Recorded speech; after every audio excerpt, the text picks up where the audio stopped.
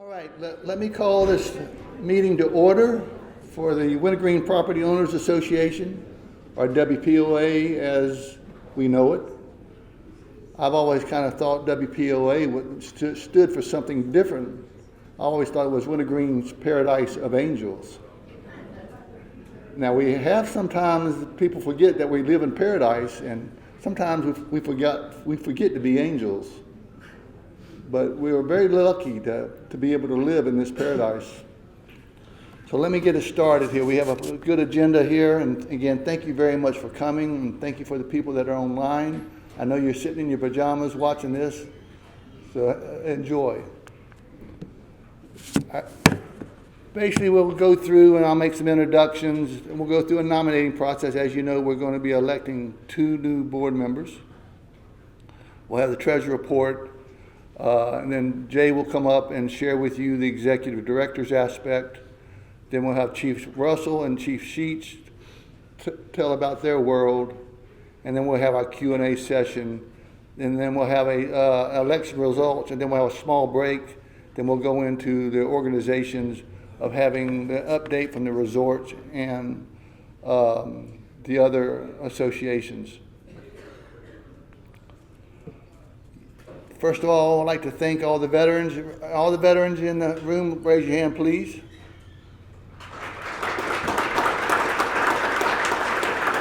Thank you for your service. Let me introduce you. As I shared with you last year, I was always taught to surround yourself with people smarter than you are, and I'm very lucky to have done it again. So let me call the names of each of the board members and have them stand up and remain standing until we have a list of everybody. Would Houston Thorson please stand up? He's our vice president this year. Then we have Bill Martin. Please remain standing. Then Bill Gatewood. Jim McCaffrey. Dr. Robin Pullen. Mark Fisher, and Zach Marlowe. Please join me in a round of applause. Thank you, ladies and gentlemen. As you see with the terms that we're rolling off and adding on, so we're very, very lucky to have, again, we actually had a very strong ballot this year of 5 new potential members that we'll go through. It is a 4-year term. It does take some time, but if you want to get under the covers to understand what makes WPOA work, it's a good way of doing it. So let's go to Bill Martin.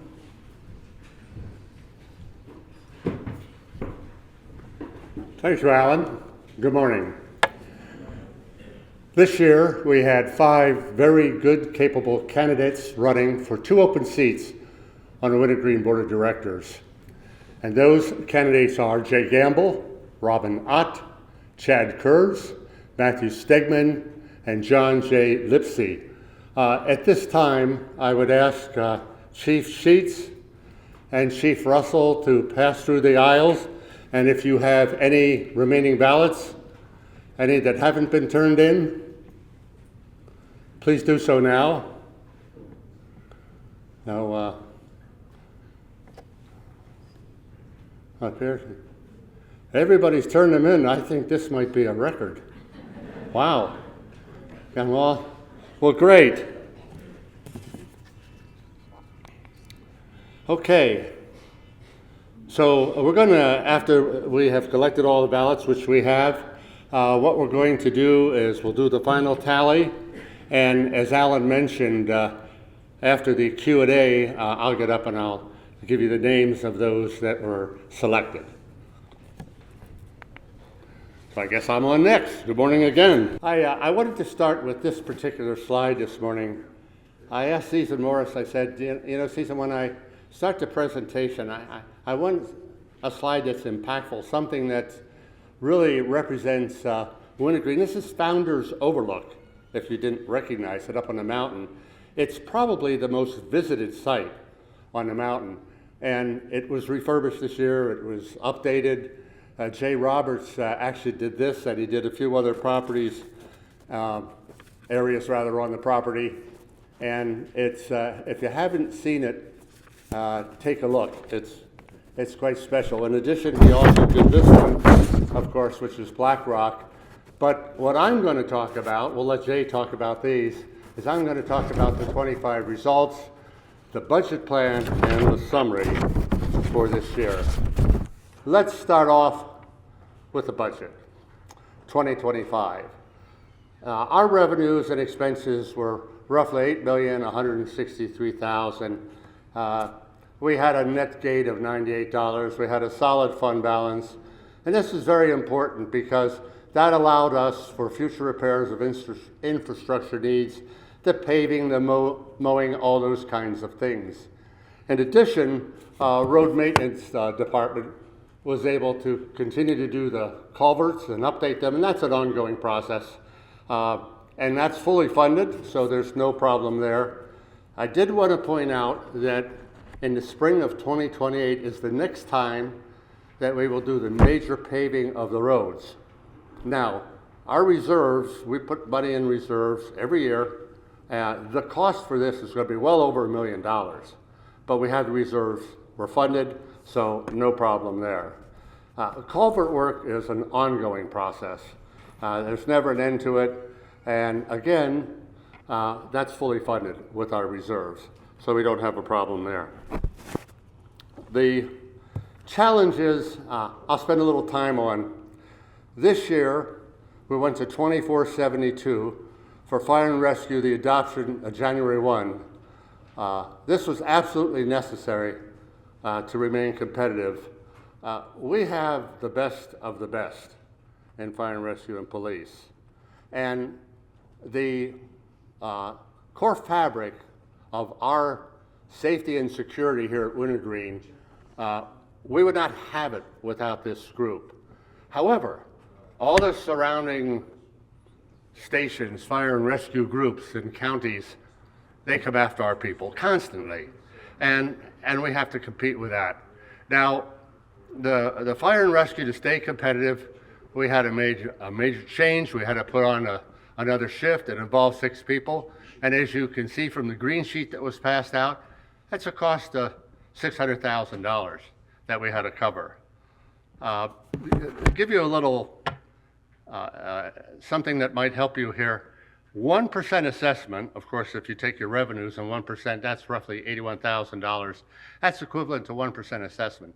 So if you figure you get $600,000 to take care of, that's an assessment of 7.5% roughly, and ours was 5. And how do we do that? Well, I'm going to get into that, but I do want to mention that to do 2472. It's done. It's a one-time shot. We spread that cost over the last 2 years. That is 25 and 26, and that should handle it. So we don't see anything in the foreseeable future like that. But again, if you note, you had to have a 5% assessment. Now, one of the things that comes up all the time is 5% assessment. Cost of living is 3%. Inflation is 3%. Well, you're right. If you look at the consumer price index, one of the ways to measure inflation, it's 3%.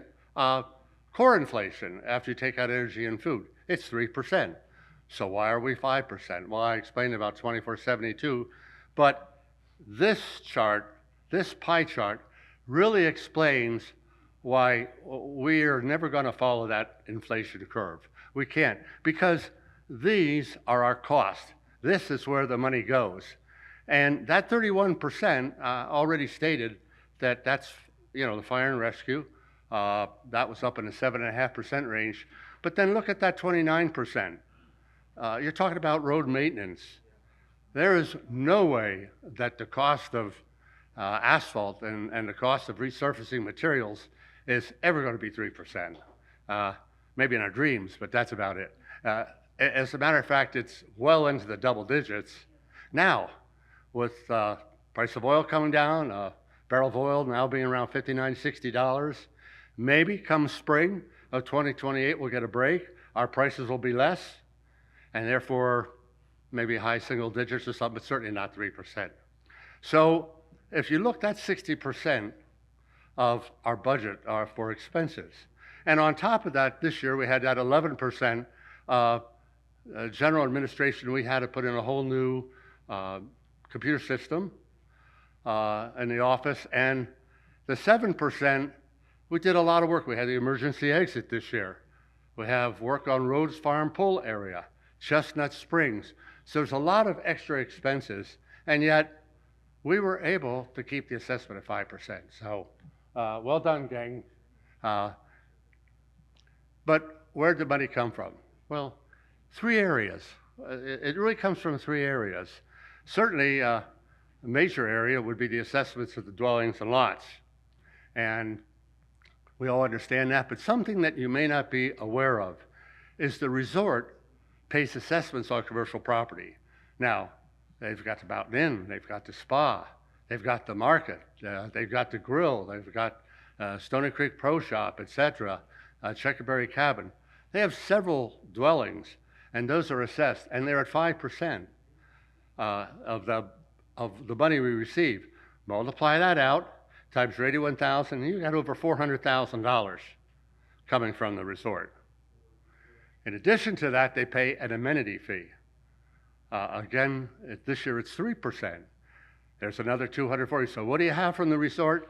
About $650,000 coming in. Now, we all know how valuable the resort is to Wintergreen, and they do a lot of special things, and they're very important to us all. But from a financial standpoint, from a treasurer standpoint, they make a difference. Again, 1% assessment, 81,000. They just put in 650. So we want to keep that in mind and keep supporting the resort, I guess is the thing to say. Okay. Let's take a look at 2026. Here again, after the increase, we're up to $8,716,000. Again, a solid fund balance. And this, again, is very important. But what we have now enables us to cover all the increased costs for the services, the materials, all of our financial obligations.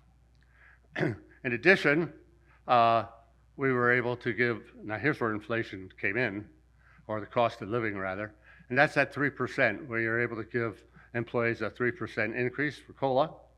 And we had mentioned 2472. That's now fully covered. We do not expect another one in the foreseeable future of that size of expense. We also, the budget covers all the necessary road maintenance on our 52 miles of roads, Mountain Valley. So that's all covered. And our reserves are funded. I know one of the questions was, well, I noticed on the green sheet the reserves were down a little bit. Yeah, but that's okay because of the money that we collected, as I showed you on the pie chart, where interest rates were up this year and we had extra money from the amenity fee and so forth. So we were able to take that money and apply it into other areas and therefore keep the cost down and keep the assessment rate at 5%. So we moved things around. That assessment for this year is $190 for the improved property, $109 for the improved property, which is $9.08 a month. So I hope by showing you these charts, it better explains why we did what we did and why it was necessary. So let me summarize here. Many challenges, as I mentioned, primarily 2472, but it's handled, it's done, and we've got the great team. And I know that Chief Sheets and Chief Russell are going to talk a little bit about this too, and as well. And all that's done, all that they do, what's involved here that makes a really good quality of life here at Wintergreen. And I can tell you, without them, it would not be the same. I don't think you'd like it, frankly. 2025 major improvements were made, as we mentioned. culverts, roads, walking paths, Founders Overlook, Black Rock, Plunge, lot of areas, and the pool areas as well. So the 2026 financial plan provides a balanced budget where, with a net surplus of $65, it supports the financial sustainability of the future. By closing, I'd like to say one thing. I've spent the last 3.5 years working with the staff of WPOA, and they're a wonderful group. But of course, the person that I work the most with, Teresa Harris, everybody, please. You don't know Teresa? Behind the scenes, she gets an awful lot done, and without her, I don't know, she makes my job easy, and I thank her very much for her support. It's a pleasure working with you. And I also want to tell you that getting to know the staff, they are dedicated and they are focused, and they really care, and they're experienced, and they'll take care of the plan.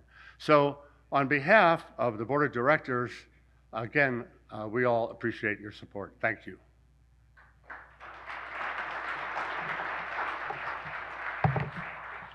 At this time, I'd like to turn it over to the Executive Director of WPOA, Jay Roberts. Good morning. Thank you very much for being here. There's about 150 folks in the room, I think, based on my count.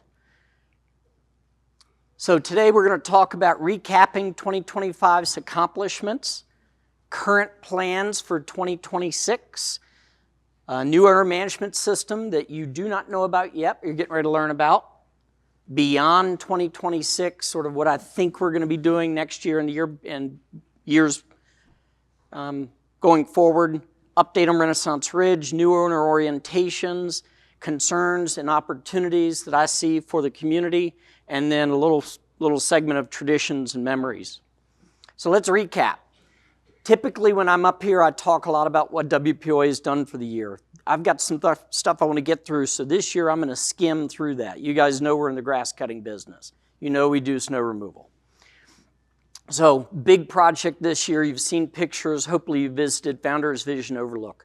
We partnered with the Wintergreen Community Foundation. This is our 4th project, and I'm just delighted with how the Overlook turned out. I think it really is a celebration of this place. You've heard me talk about the details matter. That is what I mean. When you show up to that Overlook, you're inspired by the view, and it just looks like it represents this community. I just think it's beautiful. Chestnut Springs Pool, we did a replaster job. We were right on time, 3 weeks late.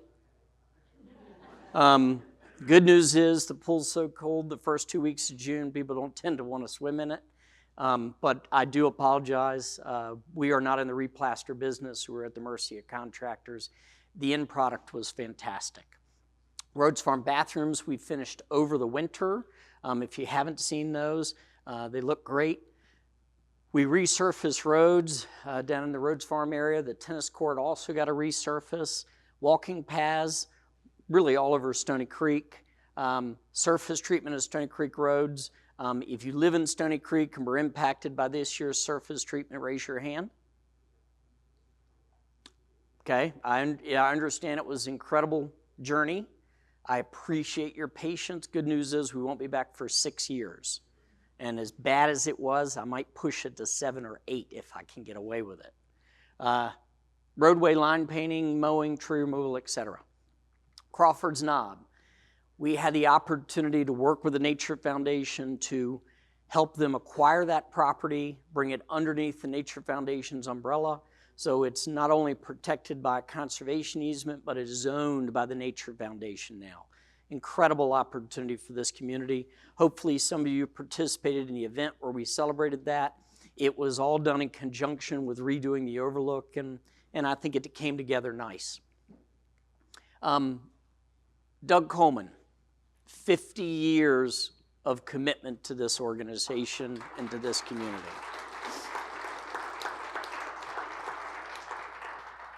This is a Snow Country article.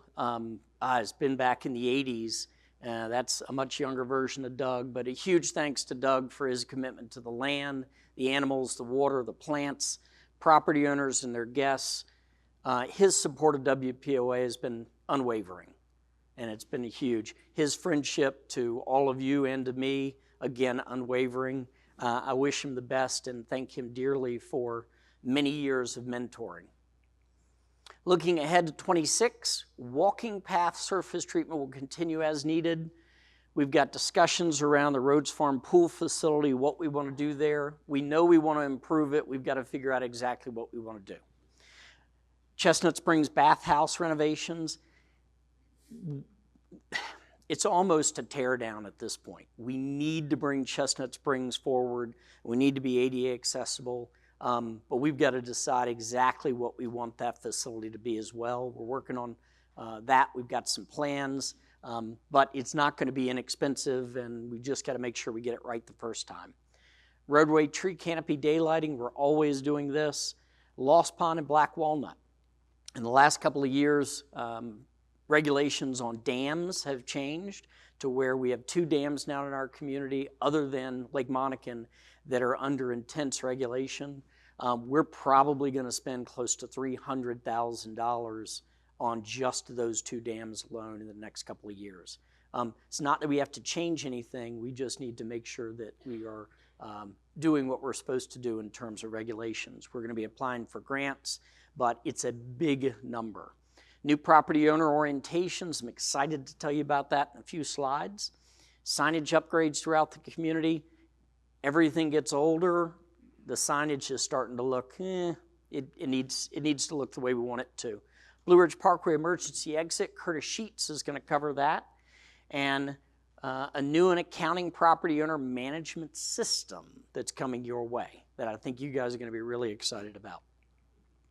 So let's talk about the owner management system. WPOA is not a complex organization in terms of how we deliver products to you. We have a lot of complexities within being in the fire rescue business and police, but we've always been able to operate fairly simply. 8 years ago, we communicated to you twice a year. Immediately after the annual meeting, we sent out a newsletter, and then one in June. We're now communicating to you at least 20 times a year with newsletters, and we have a website that's hundreds of pages of information. The one piece of the puzzle that we've been trying to figure out is how we move WPOA towards an owner management system where all of you have a portal, a password. You can gain access to documents related to your property. You can ask us questions. We can follow up. There are incredibly sophisticated systems out there that do this for large communities like ours. We think we found the right one. We've almost finished building it, and you are going to see as part of your assessments this year a QR code, know you guys love those, in the mail, and it's going to direct you to this new system where you can establish accounts.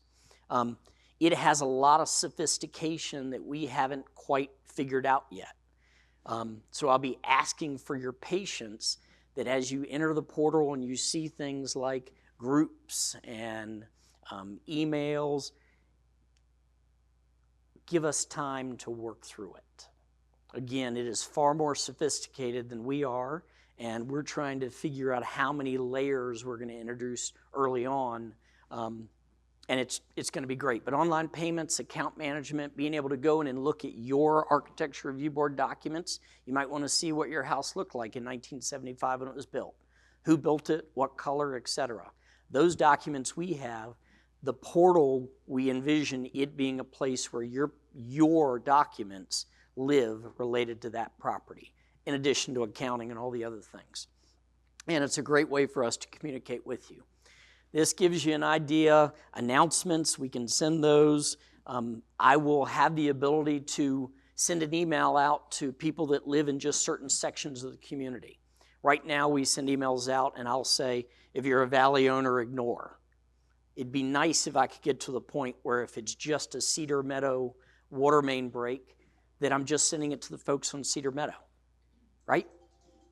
Would seem simple. Right now, that's incredibly difficult for us. The system is going to be very good. Events, being able to schedule use of Tuckahoe Clubhouse, groups, calendar, my profile, account information, e-blast.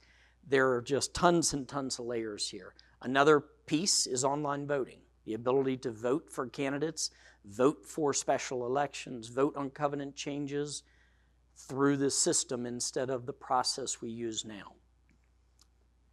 So, I think it's going to be fantastic, but they're going to be growing pains. If you've ever done an accounting system upgrade in your company, at your business, it's misery. We've done it, I think we're on number 3 in 3 years, trying to find the right one. This system we feel pretty good about. 24 access to information that you need concerning your account and your property. This is a marathon, folks, not a sprint. We are moving to 2025, and please be patient as we move forward, but I think you're going to be super excited. All right, looking further out, we want to partner with the Wintergreen Community Foundation some more. There are opportunities to do other things at Tuckahoe Clubhouse. We need to figure out what those are. We've talked about enclosing the porch on the back so it can be used in the winter season. We want to continue to improve park spaces. The number one reason why people come to Wintergreen and buy here is because of the outdoor spaces, the natural environment. So things like the Black Rock Overlook that we did 2 years ago, this year, the Wintergreen Founders Vision Overlook, Stony Creek Park, all these outdoor spaces need to be celebrated, and the Community Foundation is a great partner. Additional walking paths in Stony Creek, very important to folks that live down there. Blue Ridge Overlook, I would like to do something with that overlook that really pops like the Founders Vision Overlook. We redid that overlook in partnership with WPOA back when I was at the resort company. We can take it up another level, and the foundation has some interest in that. And Mountain Clubhouse. I don't know if we're ever going to be able to pull this off. I think Tuckahoe is an incredible resource for this community, but let's face it, it's in the valley. It would be so wonderful to figure out a way to get people together that want to donate towards this project, use the Community Foundation as a mechanism, and find a way to create something here on the mountain similar to Tuckahoe. Pie in the sky maybe, but it's something I'd like to do before I end my career. 2022 survey suggested 76% of you like what we have. You're not interested in us getting bigger than we currently are. So there's no water parks in our future that WPOA is going to operate. We're going to continue to do what we do, and we're going to do it well. Again, Founders Vision Overlook, I think it represents this community very well. Everything that we're responsible for needs to look that way. Status of Renaissance Ridge is going to have an impact. Renaissance Ridge includes developer fees. So there's about $500,000 that will come to the community because that development is built. What we do with that is going to be important. But again, that's an opportunity. We need to think about these improvements creatively, but also carefully. We have to be careful getting into businesses we have no business getting into, okay? It's not inexpensive to live here. It just gets more expensive if we come up with creative ideas on how to spend your money that maybe we don't need. Renaissance Ridge. The legal appeals are complete. This project is going to move forward. I'm expecting to see earth moving probably by January. So that's sort of in the mobilization stage now, getting ready, but they're thinking very early in 2026. It's 2 phases, 145 units. It was originally permitted for 185, so it's slightly less density. Every single owner of property in Renaissance Ridge pays the same thing you do. They are wintergreen. Just like Rosewood is wintergreen, just like Stone Orchard is wintergreen, they are part of this community. All right. How many of you heard about our new owner orientation that we kept secret? We did it about 3 weeks ago.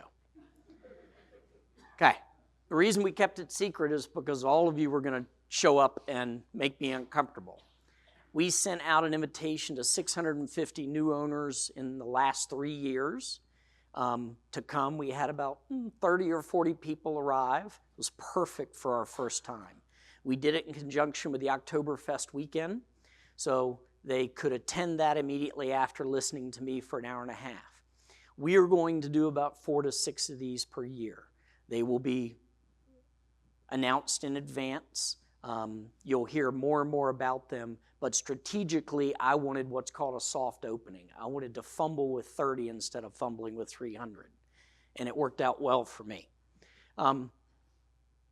I think it was a really nice event.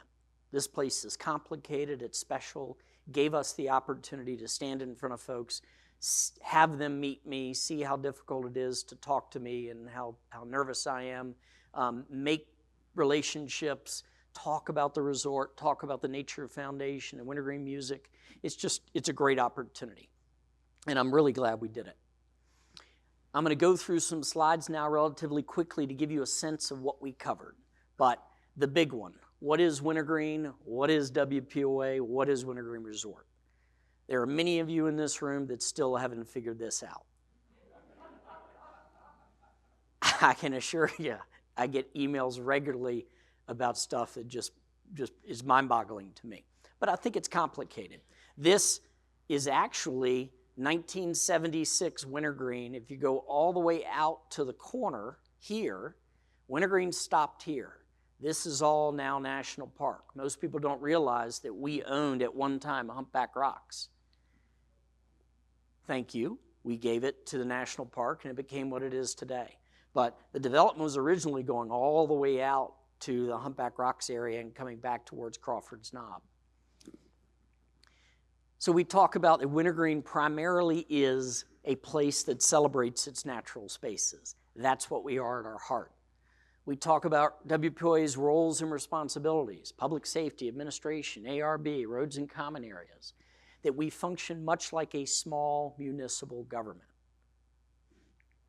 We talk about after 50 years staying true to our purpose, and that is that we bring about an organization about civic betterment and social improvements in the residential community located in Nelson County and Augusta County, Virginia, known as Wintergreen, as well as to act to protect and preserve the property values of Wintergreen and perform with the aim in mind that we act not for an individual's benefit, but rather for the common good of the community.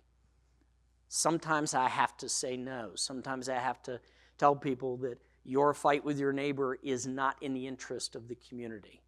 It's a difficult spot at times, but it's really important that we understand after 50 years, we stay in our lane. We talk about WPOA assessments. The resort paying 1% and commercial rates, unimproved being lots, improved being condos and homes. Collage of pictures, picture after picture to reinforce that WPOA is in the road business and the culvert business and the mowing business, new construction, snow removal, police, deer, bear, fire trucks, all the things that is WPOA. And then we talk about what we are not, to try and reinforce the message that if you're eating, it's Zach Marlowe, not Jay Roberts. Okay? If you're skiing, it's Zach, not Jay. If you're stranded on the side of the road broken down, it's me and not Zach. But a great opportunity to help people understand the difference.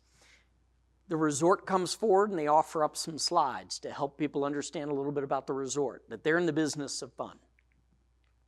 Devil's Grill Restaurant, 18-hole golf course, Devil's Knob, these are all exclusive amenities that are part of the club. The member-exclusive events that, again, are not WPOA, but they're offered to club members. Then we hit pause, and we ask questions. It just was a nice chance to take a breath and say, is there anything that we've shown you that you didn't understand? How can we answer a question? Get a few questions, then we switch gears and we go into how we communicate. Okay? Wintergreen, WTGPOA.org is an enormous website. When you call and ask me a question, I'm usually typing because of so much information I need to try to keep in here. It's easier for me to go to the website and search firewood and then say, yes, we do. We have a PDF on all people that we know that deliver firewood to the community. Can I email it to you? That would be great. Boom, there. It is an incredible tool. Our staff use it every single day. We send 15 to 20 newsletters out a year. 15 to 20, and we used to send 2. Do you know why this room was full in 2010 with 500 people? Because we communicated twice a year. You had to come here in order to learn what was going on. We're doing it constantly, which is good. We talk about the insights and the news and web page. We talk about signing up for things like Alert Wintergreen. How many of you are signed up for Alert Wintergreen? Fantastic. Newsletters. How to sign up. When you sign up for the first time, we send approximately 20 emails that are called the Wintergreen Insights. They are things like leash rules, motorcycles, firewood, snow removal, garbage, all the things that as a new owner, you're scratching your head going, what do we do? So 20 of them. The last one is a list of everyone we've sent so they can bookmark it, and if they have a question, they can find it or communicate with us. How to use the website. We talk about Wintergreen Fire Rescue and their page, Alert Wintergreen, volunteering, and how to communicate with us. It's not difficult, folks. There's a contact button on our website right up here. Gives you a list of all the key players within WPOA, or email addresses, phone numbers, and a form at the bottom of the page so you can submit questions. They go into a database. We keep them forever. If it's a road question, it goes to David and myself, Mitchell. If it's administration, it might be Teresa and I. If it's board, it'll go to the board members. So great tool for them. What we're really reinforcing is that exploration of this place and involvement equals understanding, and enjoyment. The more you know about this place, the more you become involved, the more you fall in love with it.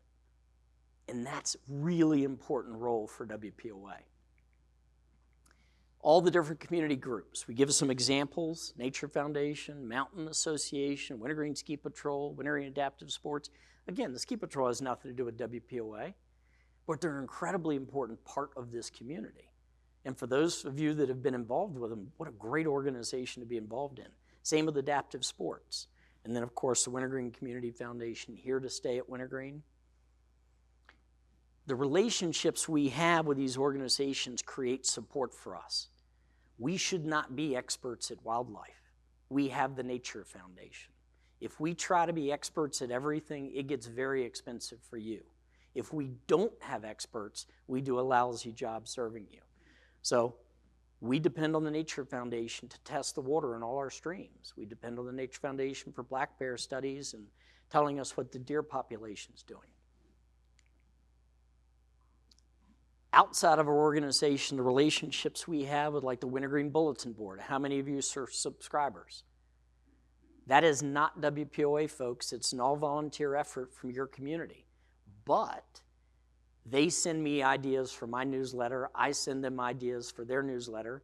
There are things that just aren't worthy of a WPOA newsletter. I don't want to touch it, right? It's just a little bit too hot, too sensitive. But the Wintergreen Bulletin Board might send it out. So great relationship. Nelson County, the 151 businesses, the Rockfish Valley Foundation, the obviously Wintergreen Fire Rescue, the Commonwealth, VDOT. Very important. The Sheriff's Office provides incredible support to Wintergreen Police Department in the community. And once again, we need their support. The Department of Wildlife Resources is a partner with us in managing our bear, white-tailed deer, spotted skunks, you name it. Then we hit pause. Questions. They fire them out, we answer them. No, ma'am, not yet. I'm sorry. You got to come to the new orientation to ask a question in the middle. But it's a great opportunity to take a breath, right? Then we switch to the really fun stuff, covenants. Covenants and restrictions. I do this last so they just don't have the energy for a question. It's easier for me. Okay, we have web pages dedicated to the covenants. Our covenants are not easy because there are 6 chapters. One thing it's incredibly important for people to understand when they move here from other places, especially HOAs, is our uniqueness is one of our strengths. It makes it difficult to manage, yes, but the uniqueness is a strength. So when you think about what we are, we're a blend of mountain and valley properties that are very different. Ski slope alpine design, golf course community design, multifamily, single family, natural settings, open farmette designs. We recently had someone apply to the ARB saying they wanted to build a log cabin on the golf course in the valley. We don't do log cabins on the golf course in the valley. It just doesn't fit. We do log cabins on the golf course on the mountain. We do log cabins up above Stony Creek, the lower level. So when you think about the ARB, it's easy to take sucker punches, but they're looking at the community completely and saying a yellow house on the golf course fits, a yellow house on the mountain does not. The covenants were drafted so they had the ability to do that. So the place continues to have this unique character.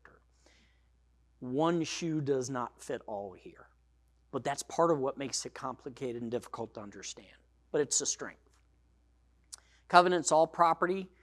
Every single property at Wintergreen has the first set of covenants, which is called the general covenants, and the last set, which is called WPOA. The POA covenants are where we get our authority to charge assessments. The general covenants are really more environmental covenants. Okay? Talk about that a little bit. Restrictions by property type. If you own a single-family home on the mountain and you are reading the single-family home covenants in Stony Creek, you're in the wrong chapter. So there are single-family mountain, there's a mountain chapter. There's a chapter for single-family valley, Rhodes Farm. There's a chapter for single-family valley, not Rhodes Farm, called Stony Creek. Because back in 1977, Stony Creek did not exist. The valley community was the Rhodes Farm side. There was nothing south of Lake Monacan. So the people that have bought on Stony Creek West have a completely set of covenants than the people that bought on Rhodes Valley Drive. That's really confusing to new owners. So we take the opportunity to talk about that. And then some examples. Places where, if you want to find something about signs, it's in the general covenants, page 3. The signage applies everywhere. We do not like signs here. If we didn't have this rule, this place would be pin cushioned with tacky. Leashes on pet shows up page 3. That's in the general covenants. Conventional automobiles, pages 13 and 14. It's also on pages 4 and 5. Tree removal shows up page 6. That's in the general covenants. Minimum square footage. There's a minimum square footage amount for the mountain of 800, but nothing in Stony Creek can be built less than 1,400 square feet. That adds confusion. How come you let, on the mountain they have small buildings and in the valley we don't? That was done on purpose. Again, one of our strengths. Mobile homes, trailers, RV, where it shows up, and reminding them that if you open the covenants from our website and you're using like a PDF reader, there's a search box at the top. So if there's something you're not sure about, like leash, keyword is leash. It'll take you to every place in the covenants that says leash. You'll be able to find the rule. What we learned from this first orientation. Owners appreciated the effort. It was great to connect with new owners, meet them in person. Hour and a half was just about right. Allowing questions between topics kept them awake, kept them engaged. We also gave cookies. We need to incorporate a few more slides about Wintergreen Fire Department and the Police Department Rescue Squad. Wintergreen's complicated. 1.5 hours only scratches the surface, but that was the goal. And I was so focused on the first one, I didn't even remember to introduce board members or some of the community groups there. So I've got that as a note. It was a great opportunity for me to test it, and I feel really good about it now. So you'll hear more about it. Concerns and opportunities. We remain in a very good place. Real estate values continue to climb. Interest in the community remains high. I think we have 6 homes in Stony Creek currently for sale, 6 total. Overall satisfaction, I think, is very good. We've got a strong financial position. We're doing okay financially. We have adequate reserves, we're maintaining our assets, current assessments are reasonable. We must be careful to avoid becoming more than we can support. We have to recognize competing with the resort company does not help anyone. They are in their lane, we're in our lane. We've got to be reasonable about the expectations we set that we can't afford. We have to maintain good working relationships. The community organizations in this community need our support. We've got to continue to share information about them, continue to drive this message of get involved, participate, you'll enjoy the place more. That includes Wintergreen Resort, Nelson County government, local businesses. We have to be a cheerleader for the community. Maintaining these relationships requires effort. We're communicating a lot, but we have to have a commitment and appreciation for each other and how we communicate. We need to know when to stay in our lane. You've heard me say that a few times. You think it's kind of a big deal for me? It is. Failure to maintain good working relationships can have long-term consequences. People often ask me, what do we get from Nelson County? You get exactly what Nelson County and Wintergreen agreed to in 1973. They said, if you're crazy enough to do that, go for it, but don't ask us for anything. And the developer said, thank you. Wintergreen manages itself. Nelson County appreciates that. We appreciate that. Yes, you pay taxes in Nelson County and you pay WPOA. But what you get within this community that you would not get anywhere else in Nelson County. Our history is incredibly important. Our success has a lot to do with the promise that we made 50 years ago. It is amazing how we've stayed true to that promise. But can we keep these commitments? 300 properties change hands here every year. In the 10 years that I've been at WPOA, really it's 9. It's 3,000 new owners. There are 3,800 properties here. Let that sink in. 300 properties per year. How many of those folks remember 1977, remember what it was like to be part of something new, and, you know, everybody's drinking the Kool-Aid, and it's like, whoa, Wintergreen! We have to make sure we don't fall into a spot where the majority of our owners just own property here because it's an investment, it's a place to go to, but they haven't really bought into the entire experience. Them participating in the place is what makes them fall in love with it. We have to make sure they have an opportunity to fall in love with it. You know, how do we make sure Wintergreen in 2035 keeps the same commitments that I'm trying to keep today in 2025? How many of you would agree the world's changing, right? It is. We've got to remember Wintergreen was special and what made it successful. So, how do we do that? Create traditions. They create memories.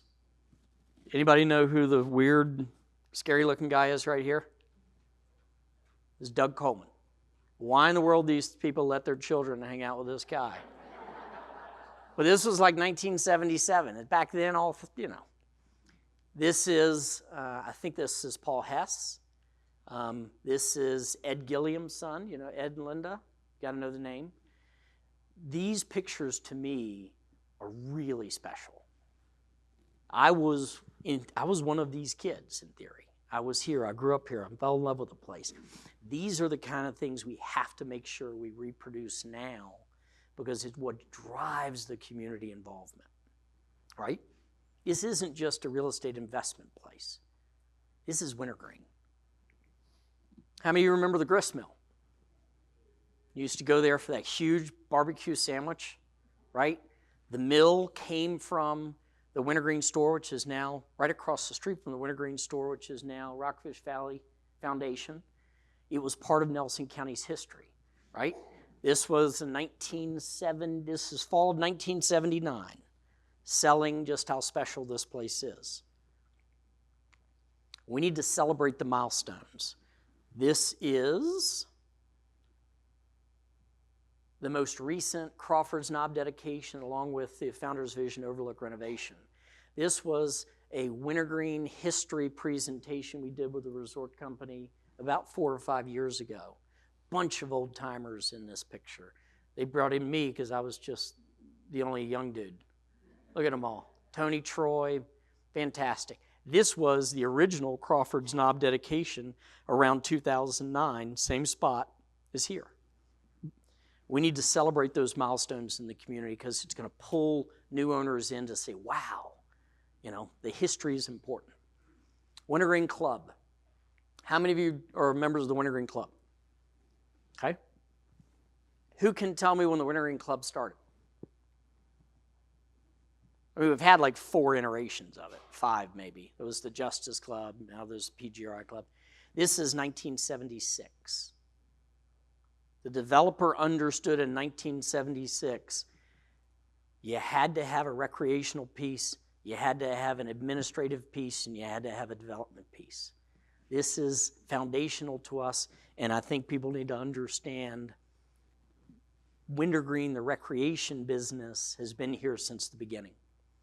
We have to celebrate our outdoor spaces. Thomas Jefferson figured it out very early.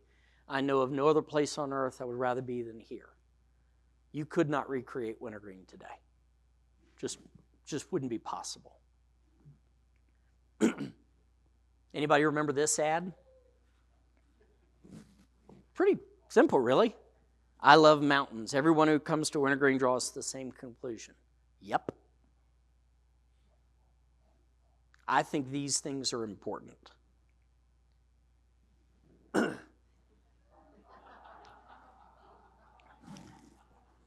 Wintergreen article back when night skiing started.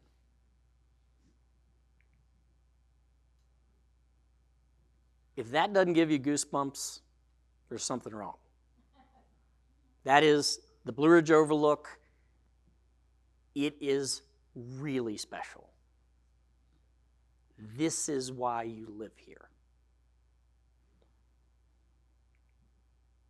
Founders Vision Overlook, this was when it was under construction the first time. This is Black Rock Overlook that we finished 2 years ago. Again, these outdoor spaces, it's why you bought here. We got to make sure we maintain them, and they're spectacular. Stony Creek article back in 1986. There's something about living at the bottom of the mountain that puts you on top of the world. I love the history. Encourage community engagement. The Valley Association, the Mountain Association, the Oktoberfests, the wine and cheese parties, the events that we can have where we bring people together and teach them about wintergreen, celebrate our past. Many of you have seen this. Here in the Blue Ridge Mountains, we've always been partial to moonshine. That article, this ad was way back in the beginning, and it shows up occasionally. Attend events and volunteer. You don't have to run into a burning building to volunteer for the fire department. You can do other things for the fire department. You don't have to play an instrument to be part of wintergreen music, right? If you're into plants, Nature Foundation. You're into music, music. But the more people participate, the more they fall in love with a place.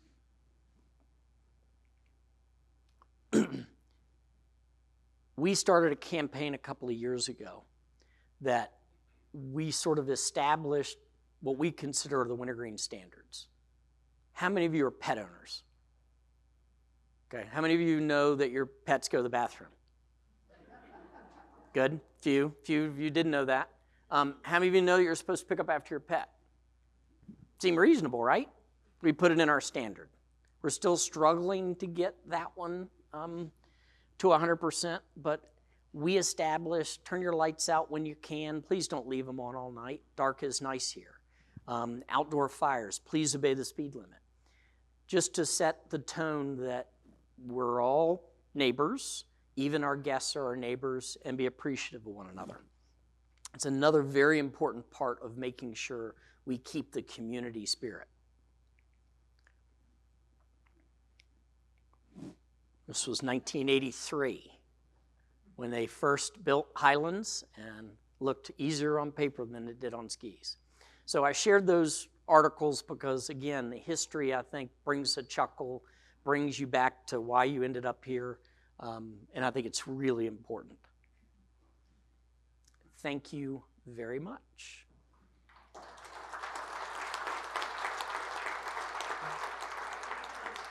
Dennis is walking this way, so I think Dennis is next. And I will be up here for Q&A. And ma'am, where did you go? You're first. I promise.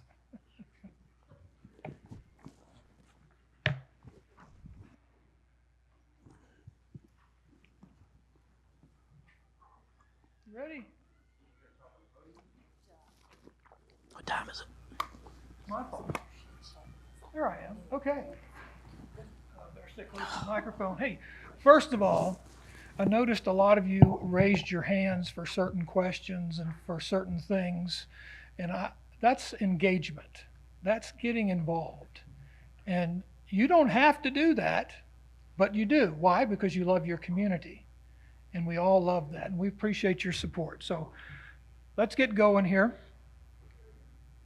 I would be remiss if I didn't tell you that the Wintergreen Police Department answers calls for service, some serious, some not.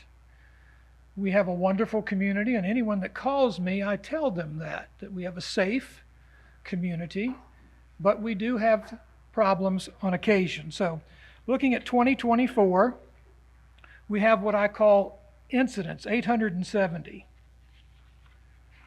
Moving to so far this year, though, we only have 641. So we're down.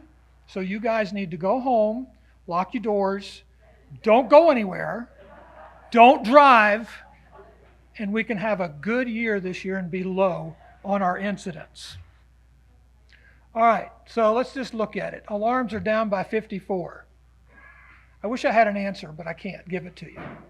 Our agency's assists are down by 40, and I contribute that to our sheriff's office relationship. We have a wonderful relationship with the sheriff's office, and they have been answering their calls for service. We do help them on occasion, but they're getting their job done too. Open doors and windows are up, you see. And I had a question yesterday. Why are the open doors up? I said, well, we'll go to a house check. If you call us or send us an email for a house check, we go to your house, we check your house, and make sure everything's okay.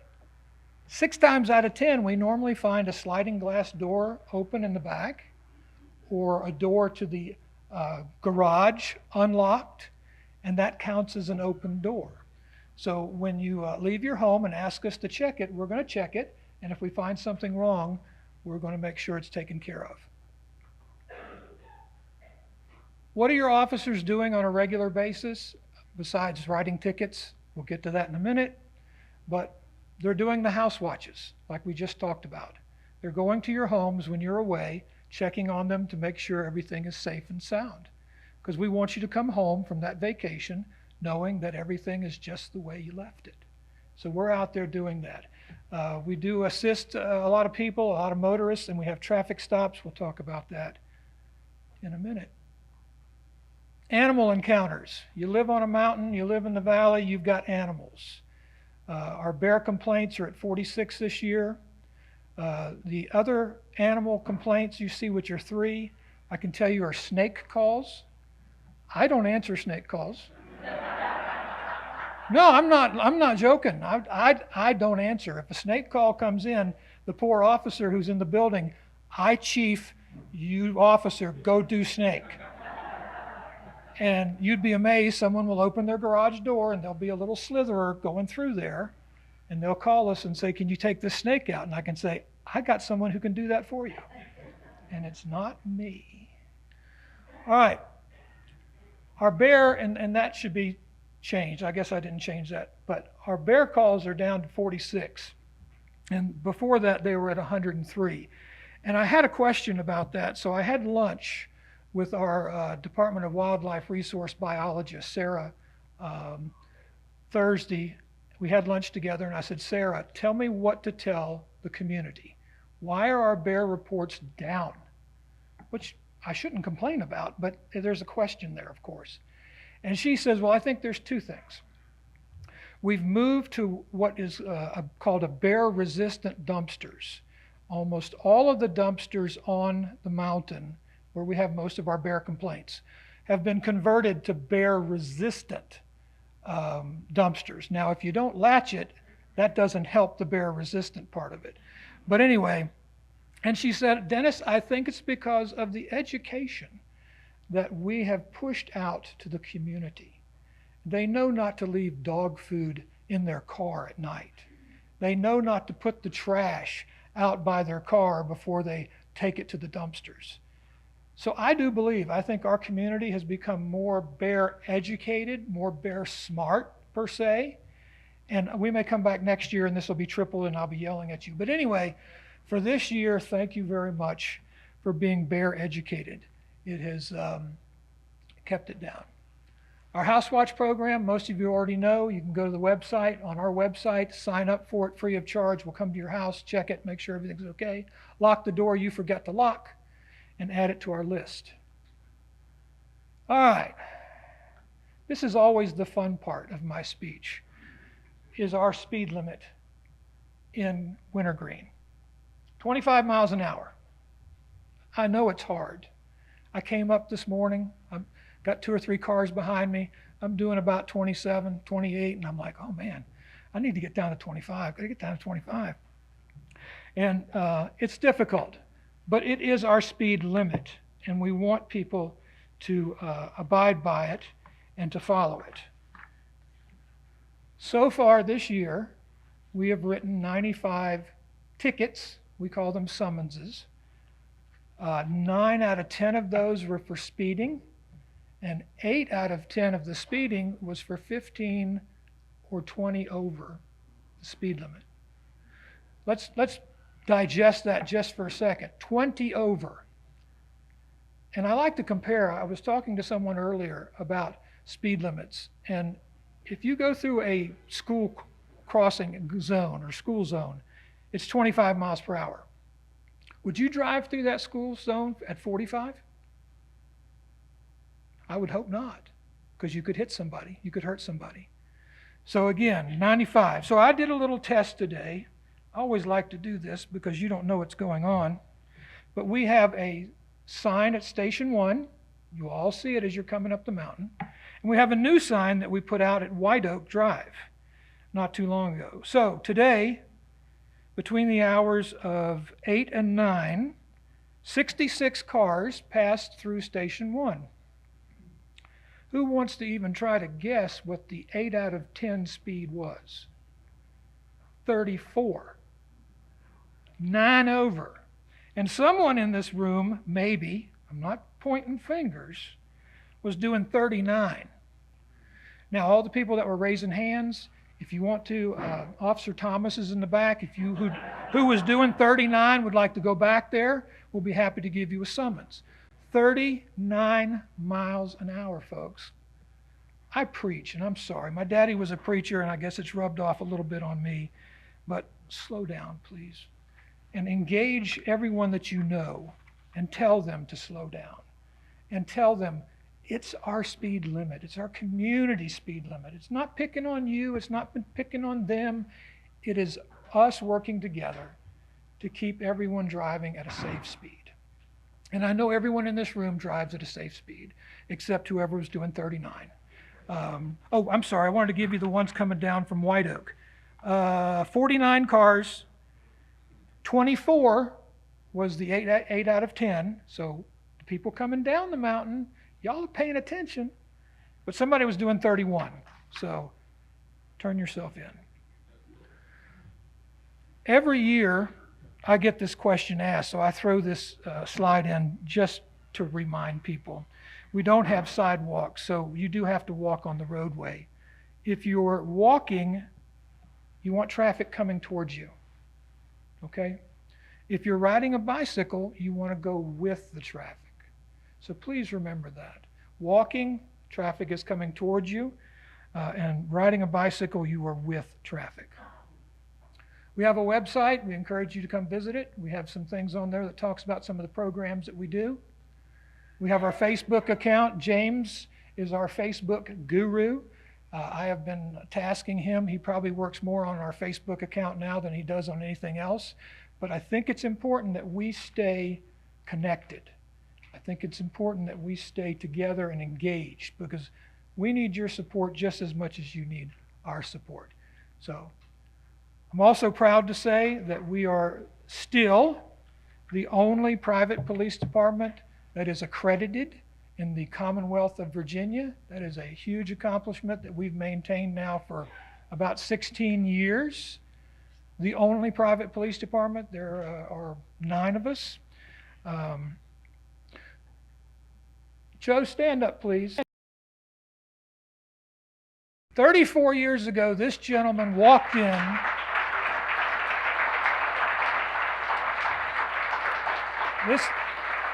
This gentleman walked into the police department and said, "I need a job." And the chief at that time said, "I'll hire you." And Joe began an incredible 34 years, brother. I love you. He's going to be leaving us in December, so if you get a chance, stop by, shake his hand. Thank him for all the wonderful things he has done for this community. Joe, thank you.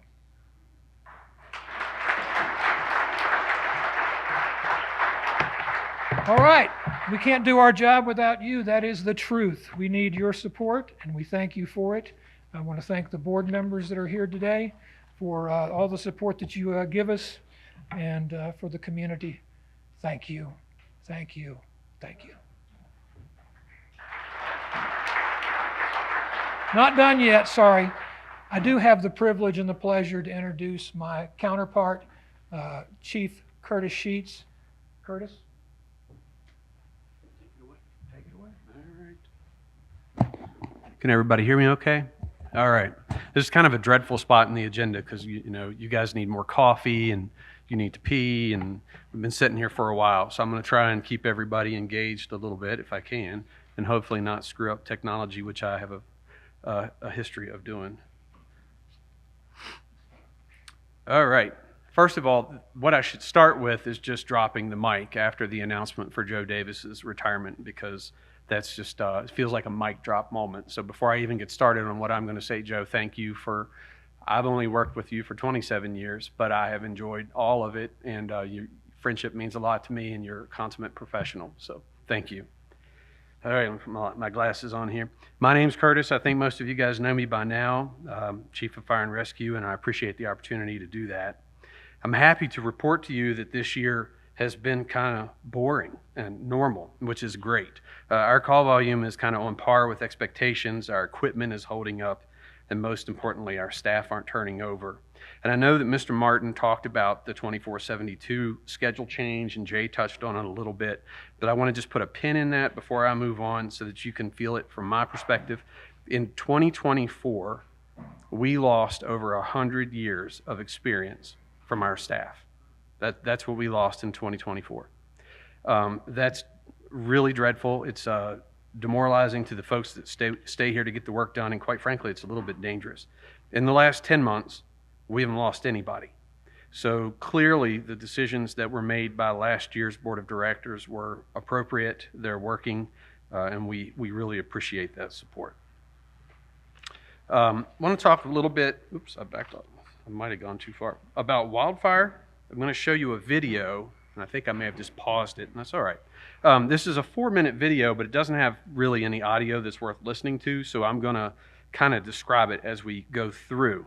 But it's put together by an insurance institute. It's very, very well done, and what it's going to talk about and show you is basically the ember storm that occurs whenever the forest is on fire around homes. So let's get it going here. And the nice thing about this video is it shows some progress that we've already made here at Wintergreen, and then it also shows us some goals of things that we need to be thinking about as we move forward. So you see the cedar shakes on the center part of that roof. We don't allow those here anymore. They were outruled in '90, so there's progress. This team is loading in little bits of wooden dowel and wooden mulch, which they'll ignite and then blow on the house, and they'll be simulating an ember storm with this product. Now, they're going to bring in some landscaping that's very similar to what you would see here at Wintergreen. I think they've got some azaleas and maybe some rhododendron. And notice the wooden mulch that's right up against the side of the structure. That's referred to as the ignition zone. We'll talk about that here again a little bit in a minute. And now they're talking about how they're going to use these fans, 105 of them, to generate wind speeds of 10 to 20 miles an hour. Well, up here, 10 to 20 miles an hour is normal. I can tell you on the night that Northridge burned to the ground, we were seeing gusts of over 60. And everything that you're going to see here with all of the embers flying around this house is exactly what it looked like for the condos on the opposite side of Blue Ridge Drive from where the fire was. We had spot fires around those condos, behind the condos, on the ski slopes. It was quite the challenge. So notice there's a small fire on the roof. That's those cedar shingles that we talked about. But the composite shingles, they'll actually sustain a fire of debris in the valley on the roof and not burn through. Wherever you see anything that's dripping and falling, that's vinyl guttering or vinyl siding. We do not allow that here. So there's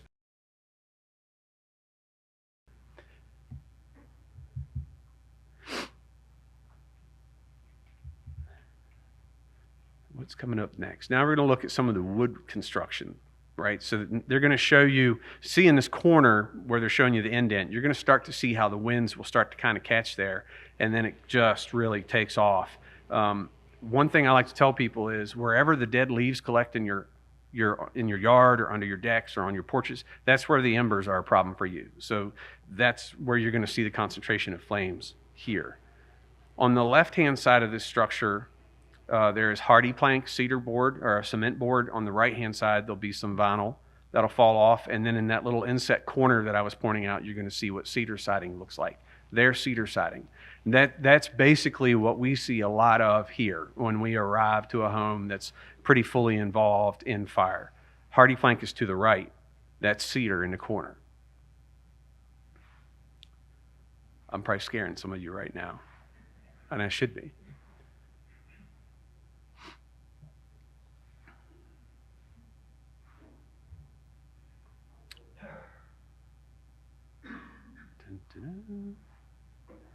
Yeah, so there you see all the vinyl siding just kind of dropping off. But look at the hardy plank on the left.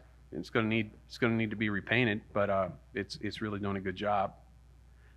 Notice the roof got a little bit of a spot fire there next to the gutter. This next one we've talked about a lot over the years on our Firewise, putting metal screening where your vents are in your attic. Well, this actually has 1/8-inch metal screening. So this is discouraging to me when I see this. And so moving forward, we'll probably start to recommend a double layer of the 1/8-inch screening because that really allowed more embers through than what we were expecting. And I think next we're going to get into windows. Yep. And the only thing that I'd like you to take away from this is where air flows, so do flames.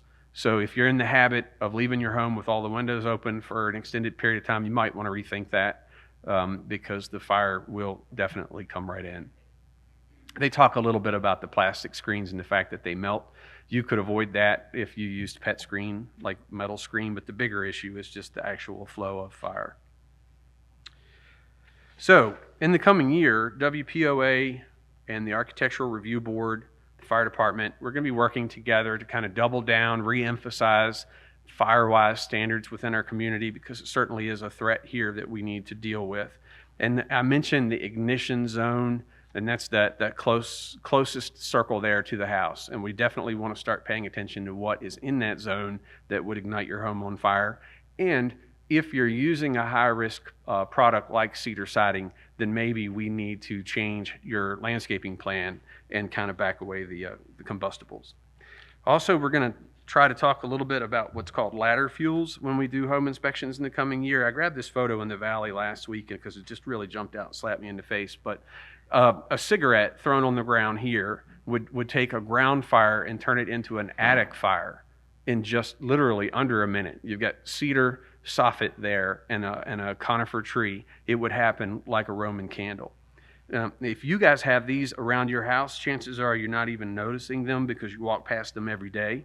The fire department will do a free walk-around inspection and give you all advice. And we really encourage you to use that resource if you can. And also understand that we don't issue any kind of fines or sanctions. You won't even get a nasty gram from WPOA if we come out and find this. We're just going to give you advice, and then what you do with it is entirely up to you. All right, switching gears a little bit. I have a trivia question for you all. It's a fill in the blank at the end and shout out the answer once you know what it is. If I were to do the exact same thing over and over and over again and expect a different outcome, you would think that I am insane. Exactly. So there you go. For over 25 years, we've been trying to get the National Park Service to approve an emergency exit to the Blue Ridge Parkway. Every single year I stand up here and I tell you it's a little bit closer than it was before. But consider this. If every year we can remove half of the objections of the Park Service, but there's still some that remain. We remove half every year. We'll never remove them all. And that's kind of where it feels like we are. Like they've adopted kind of a run out the clock kind of scenario with us. The paved road at the bottom of this picture is Laurel Springs Drive. The snow-covered one is the Blue Ridge Parkway. And to make that connection would be oh so easy. That would literally be less complex than a lot of the private driveways on the mountain. But nonetheless, it's not done. So we've kind of moved on to our next phase. This is a drawing I shared with you last year of a building that would be built there at that intersection where the green and the orange came together. And if you went there today, you would see that building is practically done. Price of Right style. Behind door number 1, you will find a wildfire attack vehicle, which there can never be too many of here at Wintergreen, but this one will serve a dual purpose. It's actually going to end up being an old WPOA snowplow truck that the POA staff will use to water flowers and keep everything beautiful for landscaping during the work week.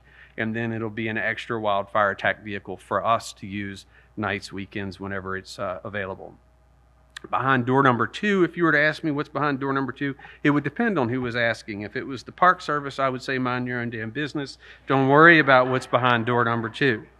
But behind door number 2, you will find equipment that is needed to dip salt out of the lean-to on the end there to help with snow removal in the wintertime when the storms get bad. And if that equipment would also be the same equipment we would need to build that road, well, that would be a happy coincidence, wouldn't it? So the point is, we're just not sitting around on this anymore. We're moving forward. There's always been a plan A and a plan B. Plan A was to build the road with permission and to do it as precisely as possible to minimize environmental impact. Plan B has always been don't get permission, build the road as fast as possible with no regard to environmental impact. Right now, there's actually a plan C, which I need to tell you guys about so you're aware.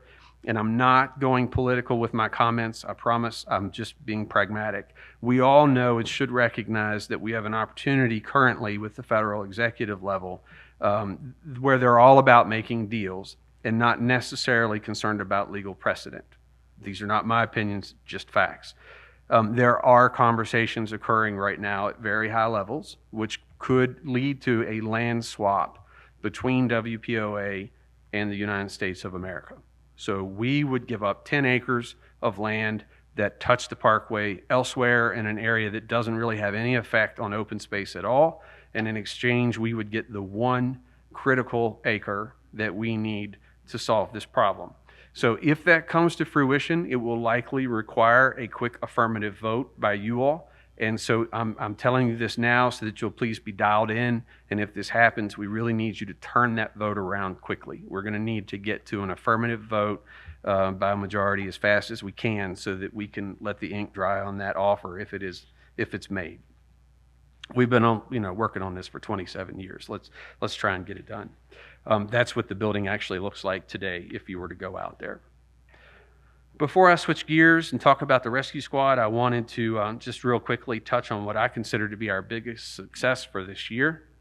These are our 3 newest volunteer firefighters, Joe, Levi, and Jack. They were all trained by our staff at our training center in Nellies Ford. Joe and Jack are now actually wrapping up their EMT training as well, and Levi is in his first year at UVA.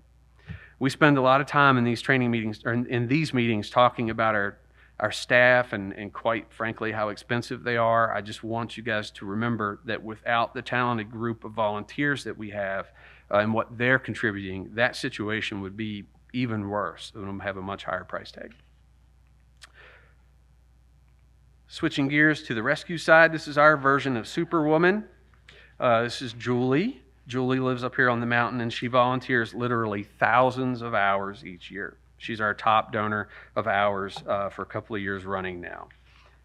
She's in great company. This picture of our rescue volunteers was taken back in April, and if you happen to notice that one of these things is not quite like the other, what you'll see is Ron Cote is actually representing our fire auxiliary, yet another group of volunteers which we rely heavily upon. Our rescue squad will respond to approximately 1,000 EMS calls this year, and we transport to 4 different hospitals: UVA, Augusta Health, Martha Jefferson, and occasionally Lynchburg General. Several times each year, we'll rendezvous with a helicopter to allow quicker access to critical care. I'm going to build upon that, and we're going to make this a training session for all of you right now for just a moment. What's going on in this photo? This is taken at our Nelly's Ford station in the valley. UVA has parked their big helicopter right on the side of the road. You can see there's a police cruiser on the right-hand side, and then way up in the distance there's a fire truck on the left, and it's their job to block traffic, while the ambulance in the middle, which is 176, is about to transfer their patient to Pegasus. So that's what's going on. Let's talk about what is not going on.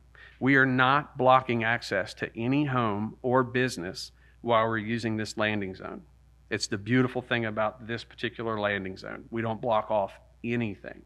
So if you drive up on this, please remember you do have options. And literally, in less time than it would take you to comment on Nextdoor about the road being blocked by fire and rescue, you could just drive around and go where you were going in the first place. So I think people get tunnel vision when they see that. They think they just have to sit there until we're clear of the scene.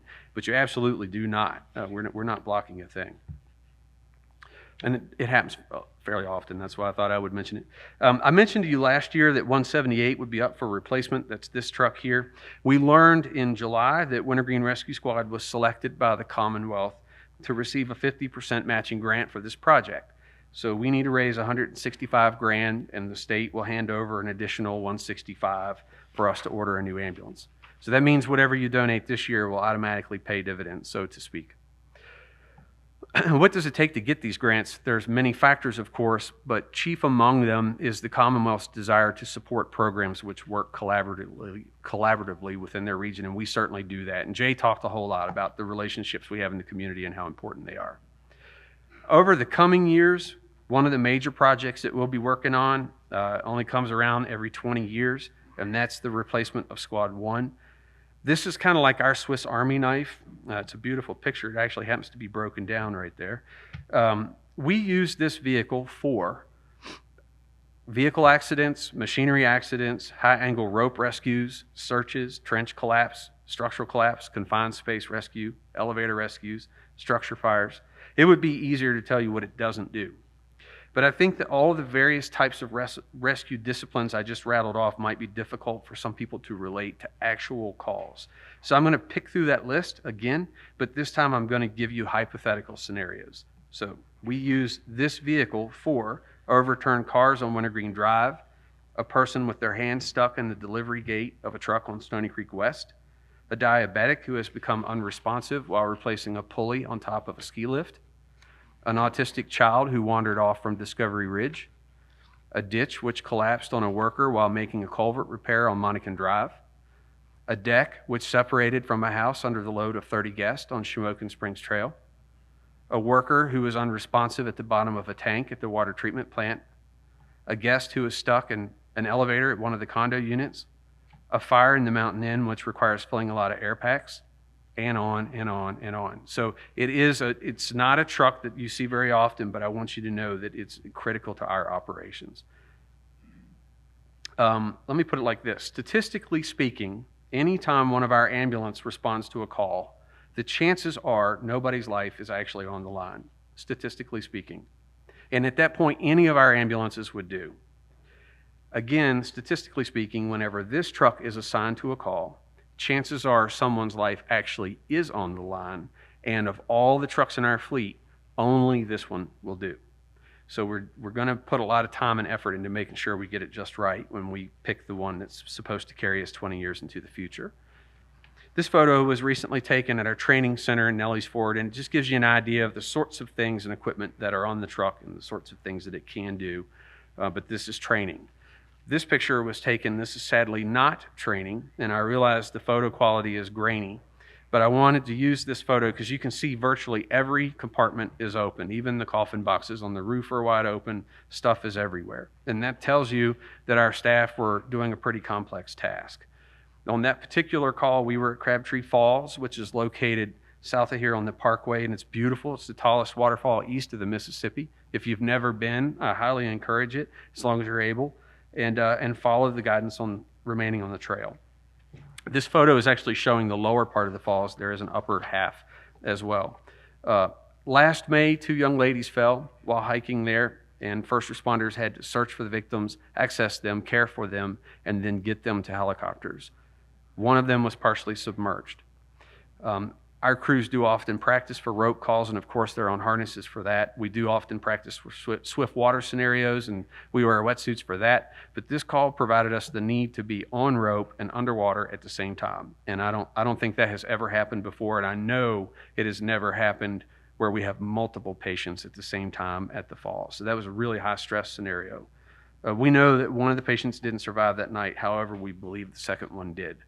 And I definitely want to acknowledge there were 2 Nelson County Sheriff's deputies that were there way first, and they really put themselves in grave danger to help save that second patient. So I want to acknowledge them. And by the end of the night, volunteers from every department in the entire county were there working on that assignment.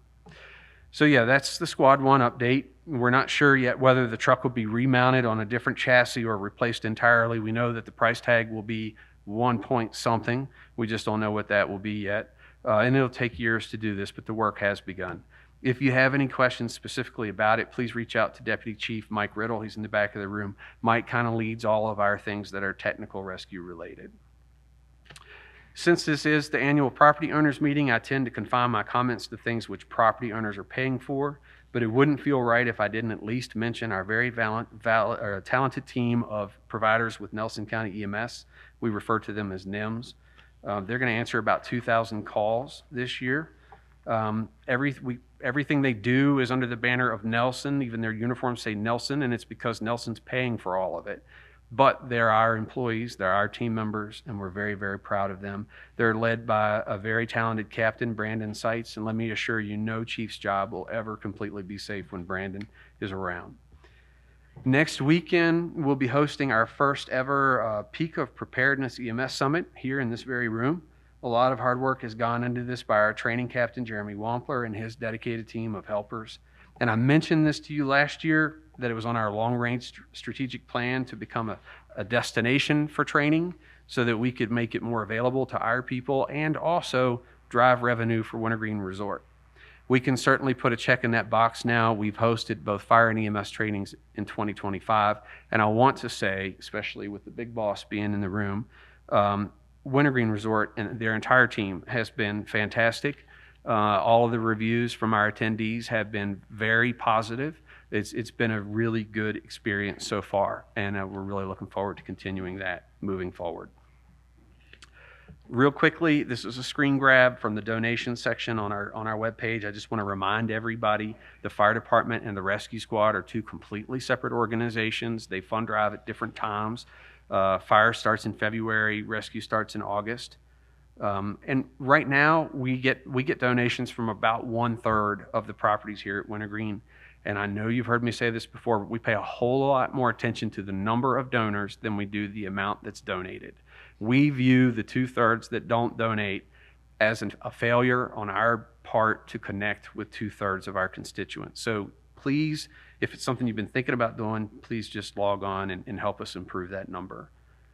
And this screenshot shows information about how to volunteer. All of that's on our website as well. There's a question and answer section on there, and you can certainly reach out to us, but the easiest thing to do would be to reach out to your neighbors who are already volunteering. So if you're in the audience and you're an active volunteer or a lifetime volunteer, auxiliary, fire, rescue, any of the above, please stand and let your neighbors recognize you and thank you for your contributions.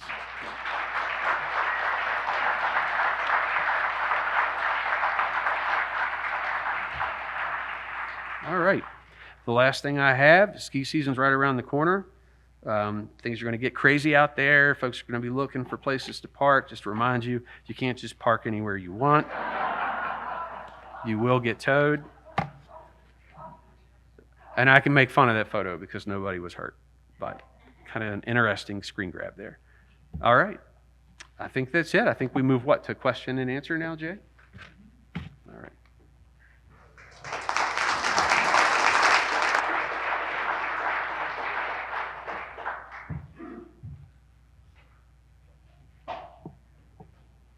Okay, we'll start the Q&A session. Only a couple rules. If you come to the microphone, which is both on the aisles, have a question, be respectful, and if there's a line, ask only one question and get back in the back of the line. And we'll kind of do one question from the floor, one question from an email to kind of rotate that to keep that going. So let's open up the mics here. We'll start. Jay, you okay? Sure. Yes, sir. Yes, ma'am. I just had one question. If you And could, I'm sorry, please state your name and with your valley or mountain, and that you love paradise. of course, I love Paradise. Christy Hamlin, and we're up on the mountain. I just had one question about the Wintergreen Community Foundation. Could you give a little more information about that? Sure. I'm just not familiar with. Yes. How many of you remember Friends of Wintergreen? Okay. Friends of Wintergreen was started when the pipeline fight began because they realized there were things that the association couldn't do that a nonprofit could do. So what you didn't realize is the entire time that was going on, WPOA and Friends of Wintergreen, we weren't adversaries. I worked a lot with John Ansel and that group because there were things they could say, there were ways they could organize, there were opportunities to raise money that, let's face it, WPOA not having a foundation couldn't do. So as that organizations began to become less and less involved in the community, we turned it into what's called the Wintergreen Community Foundation. It's not abnormal. Sea Pines has one. Kiowa's got a foundation. Sea Island, Georgia. So the Wintergreen Community Foundation is not part of WPOA. It is completely separate. I am on that board along with WPOA president, members of the community, and previous board members. And it's designed to be a vehicle by which we can make improvements, we can do things within Wintergreen that we wouldn't otherwise be able to do. So you can find links to them all over the WPOA website. We've been very fortunate that we've had about $750,000 given to the Wintergreen Community Foundation in the last 3 years, and that's what's paid for a lot of the improvements. So legacy gifts, we are not in the door-to-door asking for donations business. It is owners who want to do something for the organization that is not part of the Nature Foundation, not music, not fire rescue. We are staying in our lane. But great group. Okay, Jay, you want to try a call in? Curtis, hit the fire rescue question. We had a rescue question come in by email related to why WPOA doesn't fund the capital improvements, the capital resources for fire rescue. It's a great question, actually, and it has come up a few times over the years. The biggest, there's two answers to it. One, your contributions to fire and rescue are tax deductible. A lot of people do appreciate the fact that, required minimum withdrawals or appreciated stock can come to us and they don't have a tax liability for it. So it kind of maximizes their donation. You cannot do any of those things if you are supporting fire and rescue through WPOA assessments in that way. The other thing is, because we operate as a community nonprofit fire rescue group, it opens us up to a lot of local, state, and federal grant monies that we otherwise might not be open to. And currently, right now, in the average year, I'm bringing somewhere between 1.5 and $2 million into our operations that aren't in any way flowing through WPOA. And so if we were to just flip everything over into a WPOA line item like the police department does, your assessments would have to go up somewhere in the neighborhood of $400 to $500. And my read on everybody is you would really not appreciate that. And it's actually kind of impossible to do because it's too large of an increase and covenants don't allow it. Okay, thanks. Michael? All right. Just curious if anyone, who is replacing Doug? So Chuck, I can't remember Chuck's last name. Bailey, yes. Chuck Bailey, who's been a delight. He was the interim executive director for now. I think we made an offer out to a person, but I haven't heard back whether that person has accepted the offer. We interviewed 2 candidates about 3 weeks ago, both of which were great candidates. I think Doug is currently in Costa Rica enjoying retirement, which is great for him. But both candidates, I think, would be great for this community. Yeah, just ask Doug if he can find Robert Vesco down there. I will. All right, ARB question that came in: of the monies allocated for the ARB, to what are they applied? So the ARB has a 30-hour-a-week administrative position, 32, I think, and a part-time compliance officer, plus you have expense related to the volunteer group that is the ARB, mailing, printing costs, et cetera, related to meetings. But it's primarily 2 positions, both of which are part-time. Last year, you saw an increase in the ARB budget. Some people were alarmed at the size of the increase as a percentage. Well, when the budget's this big and you're trying to make a part-time person a full-time person, it percentage-wise looks large, but it's not a lot of money. But this organization, this community is way too big for a part-time compliance person. So the ARB went up related to having a full-time person when the part-time person retires. Okay. Question from the floor? Craig Wilson, I'm up here on the mountain. My question is that Renaissance Ridge new development you talked about, where is that located? And you said it was going to start soon. Is that a years-long project, or what's the scope on that? So it is located, it's independent of Stony Creek. It has its own entrance. It does not connect by road to Stony Creek. And it's between the Rhodes Farm entrance, which is up by the flea market. No, it's the flea market still, right? Antique Mall? Antique Mall, down to Stony Creek proper. So if you're headed northbound to Charlottesville and you leave Stony Creek, you go around the turn, and just as you start up the hill, it's on the left. So again, it is part of Wintergreen, but it is not connected by roadway to Stony Creek. It will be connected by walking paths in and out of Stony Creek because they are Wintergreen owners, and they will have a path network that connects to the Stony Creek network. Thank you. Jacqueline Jenkins, I'm in the Valley.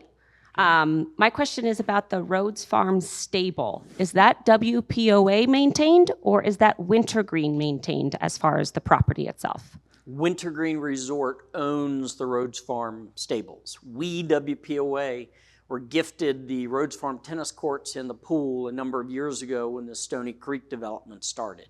The developer realized they didn't want to own 2 pools, so they gave us that pool while they built their brand new pool at the clubhouse. So it is the stables operation, and that would be Wintergreen Resort. And I think it's currently leased. Like us, they recognized, we need to stay in our lane. Being experts in police, fire, rescue, and horses was not something that we wanted to do. Questions? Question related to Winter Garden parking lot. So the Winter Garden parking lot needs to be repaved. The interesting thing about the Winter Garden parking lot, which is similar to everything else here, is it is a community lot that is not owned by the community. Okay? It is owned by Wintergreen Partners. It is a lot designated as ski overflow, so it's used 10, 12 days a year on weekends, maybe not even that many. But the rest of the year, it's really of no use. You'll see WPOA trucks in there. We park our tractors there so we don't bring them all the way back to our shop. If you have a project going on at your house where parking on the road with your windows or roof trusses is problematic, it's a great place to park that stuff. Well, the resort is not going to keep it beautiful and nice for 12 days a year. So we're going to try and partner with them this year, recognizing that all of us in reality use it, EV parking, the mailboxes, and make it look like we want it to look. So a partnership is sort of forming to try and make that area look a little better. And again, if you were a resort company, how much money would you spend on a lot that had cars in it 12 days a year? You'd allow it to be gravel. And we need it about 300 days of the year, it seems like. Cell service. How many of you know that we maintain a web page on our website that talks about cell towers and their location? Okay? When you get home, search cell towers, you'll find it. We locate where they're located and give you an idea of where your house is in relation to the tower. The Verizon tower is right up here on this water tank, and it faces this direction. So folks that live on the back side of Devil's Knob have to get their Verizon signal from somewhere a long way away from Wintergreen. It's the reason why Verizon doesn't work very well. It's also the reason why we moved most of our cell phones from Verizon to T-Mobile. T-Mobile, because they have 3 towers on Wintergreen Mountain. So another great resource, the website, cell towers, that will help you, but that is the reason Verizon doesn't, it works fantastic here. It works not so well as soon as you go around the corner from the Founders Vision Overlook. Anybody else in a mic? No, administrator. Okay. 2, what I would call zingers. Why doesn't WPOA become more engaged with public utilities and the businesses that many of you guys do business with? Okay, give you an example. Nelson County Service Authority Water, Aqua, CVEC, Verizon, cell service, fiber optic internet. It is, when your internet stops working, it's easy for your reaction to be, what's going on and why isn't WPOA doing anything about it? When your water stops working, why hasn't WPOA communicated with us? We are not in the water business. We are just like Albemarle County, City of Charlottesville, Henrico County. When things stop working, it may not have anything to do with us, and we are learning about it from you all. Our relationships that are really good, currently with Aqua, and I hope we hold that, CVC is phenomenal. If something happens here, Zach is getting a phone call at 2 o'clock in the morning. I'm getting a phone call. If something comes up, I can call the president of CVC in the middle of the night. That relationship is incredible. We communicate very well because they see us as a partner. But when the water stops working at Black Rock Circle because the water tank has been let run empty, we might not know about it until you make a call to the gatehouse. But please understand, when you call the gatehouse, it's not our fault. We represent you, and we'll reach out to Nelson County Service Authority and say, hey, there's a problem, we need your help. But the expectation that we are going to get into every battle with utility companies, I think, is unreasonable. We have issues with Aqua Water in the Valley. They represent about 350 customers. There are 3,800 properties here. How deep in a fight with 350 customers do I want to get when I represent the best interest of 3,800? Should WPOA dollars be spent on an issue that is 100 owners at the expense of 3,800? We have to pick our fights carefully. The way we work with these companies is we try real hard to develop a relationship, so when they don't communicate, you'll see something from me saying, hey, oh, by the way, your water is out and it'll be out till tomorrow. It blows my mind how often I have to communicate for public utility companies. Nelson County Service Authority being one of the biggest. You see stuff from us because they don't send it to you. Okay? You see stuff from us because they don't want to tell you. We feel obligated to tell you something, but we're doing that on your behalf, not because we have an obligation, and I know it creates frustration, but just please understand, we're not in the water business. We try and help behind the scenes. And in my role, I'm the person before the board that typically has to say no, and it's not fun, but neighbor problems aren't community problems. So we have to pick our battles.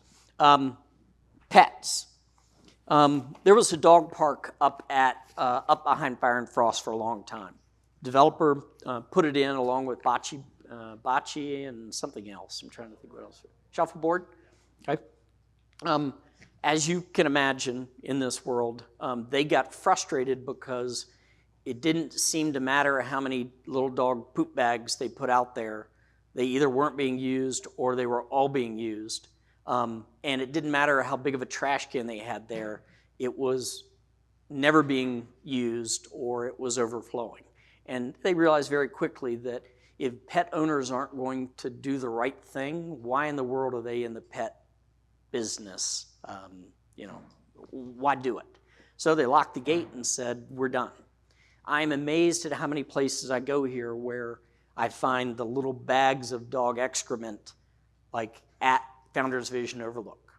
So there are some comments that I get saying, why doesn't WPOA do more to provide trash cans and little dog bag dispensers all throughout the community? Imagine how many we would need to put out and how often we would be servicing them to try and be everywhere dog pet owners are, okay? Up and down the Appalachian Trail at all the intersections, the roads, we have signs at all the golf courses that say, please don't walk on the golf court paths when golf is open.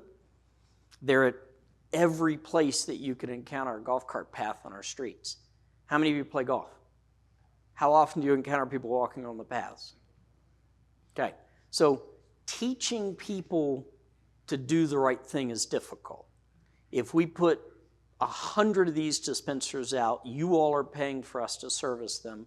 You're paying for the bags. And what we have found other places is if even putting them out, the idea that once you have one and you've got to walk a mile or a half a mile or 300 yards to a trash can, they just suddenly drop from your fingertips onto the ground wherever you are.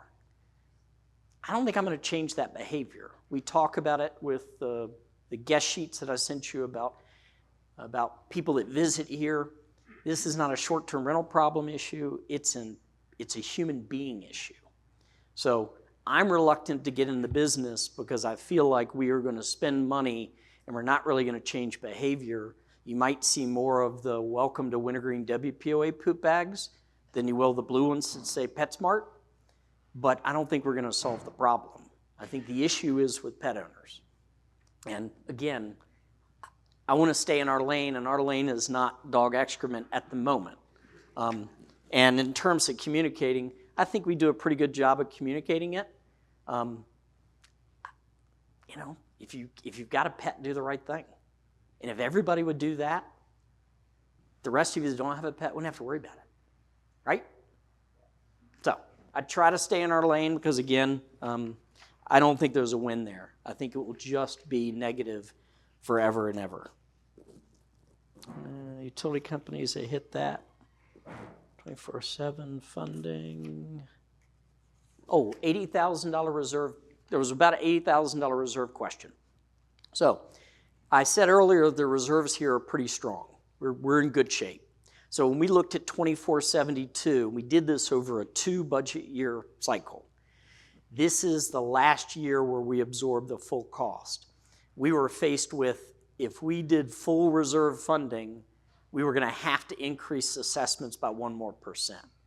So there was a reduction in reserve funding by $80,000. We did that because we recognized the reserves were okay, and there was no reason to ask you for a little more when we could take a year and put a little less into reserves.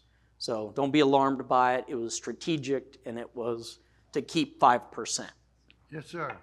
Bill Baker on the Mountain. I thought I'd give you an easy question.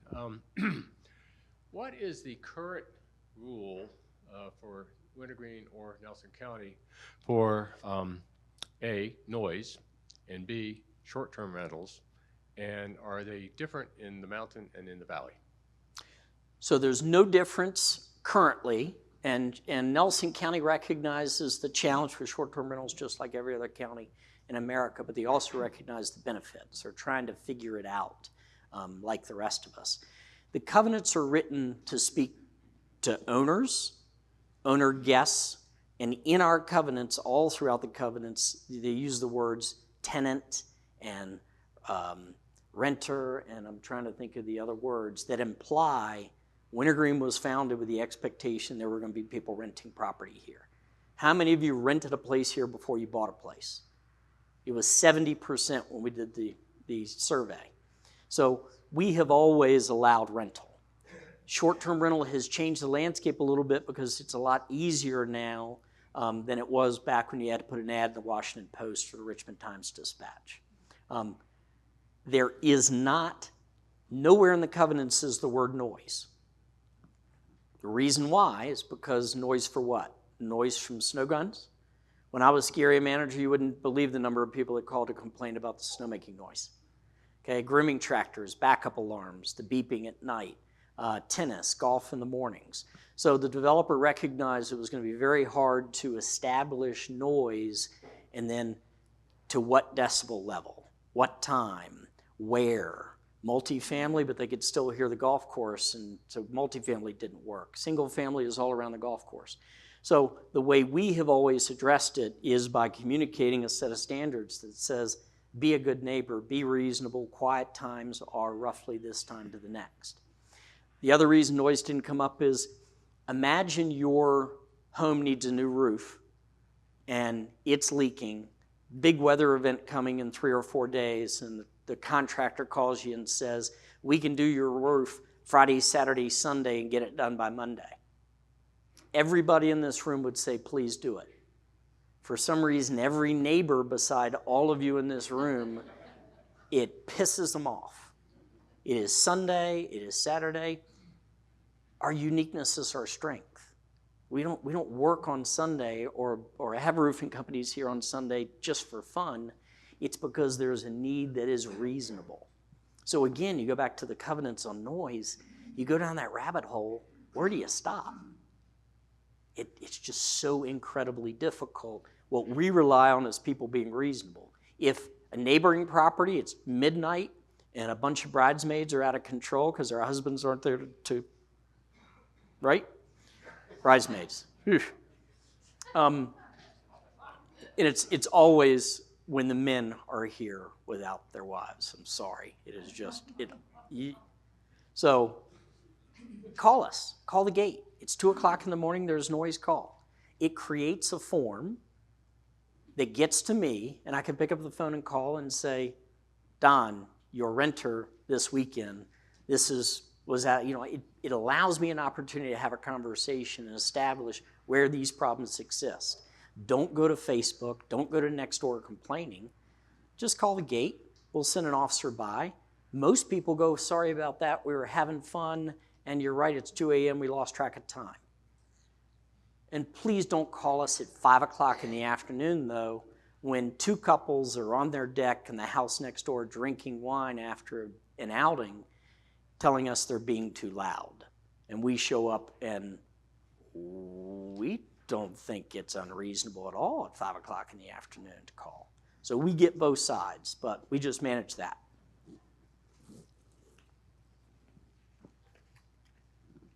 I think we're done. Folks, fantastic place. Our history is incredibly important. Get involved, get your neighbors involved. If you're new here, fall in love with the place by being involved, and thank you very much. To the folks that are watching this live stream, you missed the first 30 minutes, which was absolutely the most important piece. I apologize for that. This, I hope, is being recorded as I requested. I got a thumbs up, so you will be able to go back and watch the first 30 minutes, but sometimes technical difficulties happen, and we worked through it. Thank you.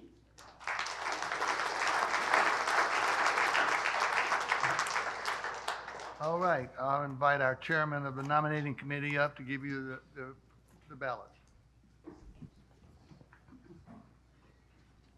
Okay, all the votes have been tabulated, and I can now announce the two candidates who won and who will begin effective today serving a 4-year term on the WPOA Board of Directors.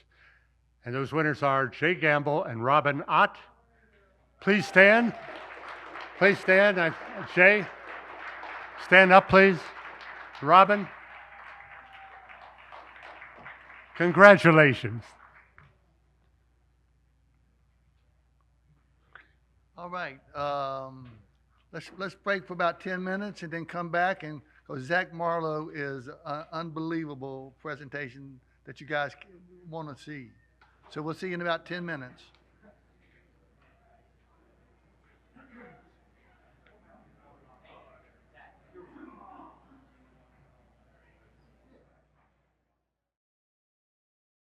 Well, good afternoon. While you guys are finding your seats and grabbing a drink, I'll go ahead and get started. I want to introduce myself. My name is Zach Marlowe, the GM of Wintergreen Resort. Here I've been with the company for about 10 years now, so really excited about this new endeavor.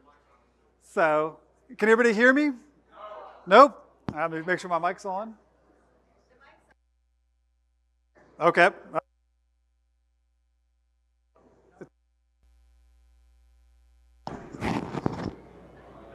Check, 1 second. Oh, I'm good. All right, try that again. Good afternoon, good morning, everybody. My name is Zach Marlowe. I'm the general manager here at Wintergreen Resort. I really do appreciate you guys staying to hear our presentation about what's happening at the resort. Today's meetings, we're gonna talk a little bit about what's happened since the last year that we all got together and met in this room. We're gonna talk about the Wintergreen Lodging Program and what the Wintergreen Advantage means, our club membership, the management team here, and what Wintergreen does. We've talked a little bit about that already, and then a little question and answers afterwards. So what have we been up to since the last time we met in November? There's been a whole lot of things going on. Last winter was a really strong year for us. We were open up for 99 days, which is really nice to see. We really love to get that 100 mark. But we had a great season turnout. A lot of guests had a good time coming up here to go skiing, and it was one of our snowiest years ever. We had 35 inches, which seems really kind of funny to say 35 inches is great, but it was really enjoyable, and the guests had a good time coming out. And we had 100% of that terrain was open throughout the year, which was great. But we would do more than just ski in the winter here at Wintergreen. We have a lot of things happening in spring, summer, and fall. Of course, we have our golf courses, which are seeing both 10% increases at both courses, Devil's Knob and down at Stony Creek. And again, if you haven't read yet, but Devil's Knob Golf Course was selected as one of the top 15 golf courses in Virginia, which is really great to hear and great to see people recognize how nice of a course that is up top. We have a lot of events that are happening throughout the year as well. We've got our Summer Sunset Series on the Blue Ridge Chairlift Ride, where you can ride down, enjoy a fire pit, enjoy some music. We have our Bigfoot Fest, which I don't think we've caught him quite yet, but we almost found him this year. It was a little misty, a little foggy, the kind of conditions he loves to come out in.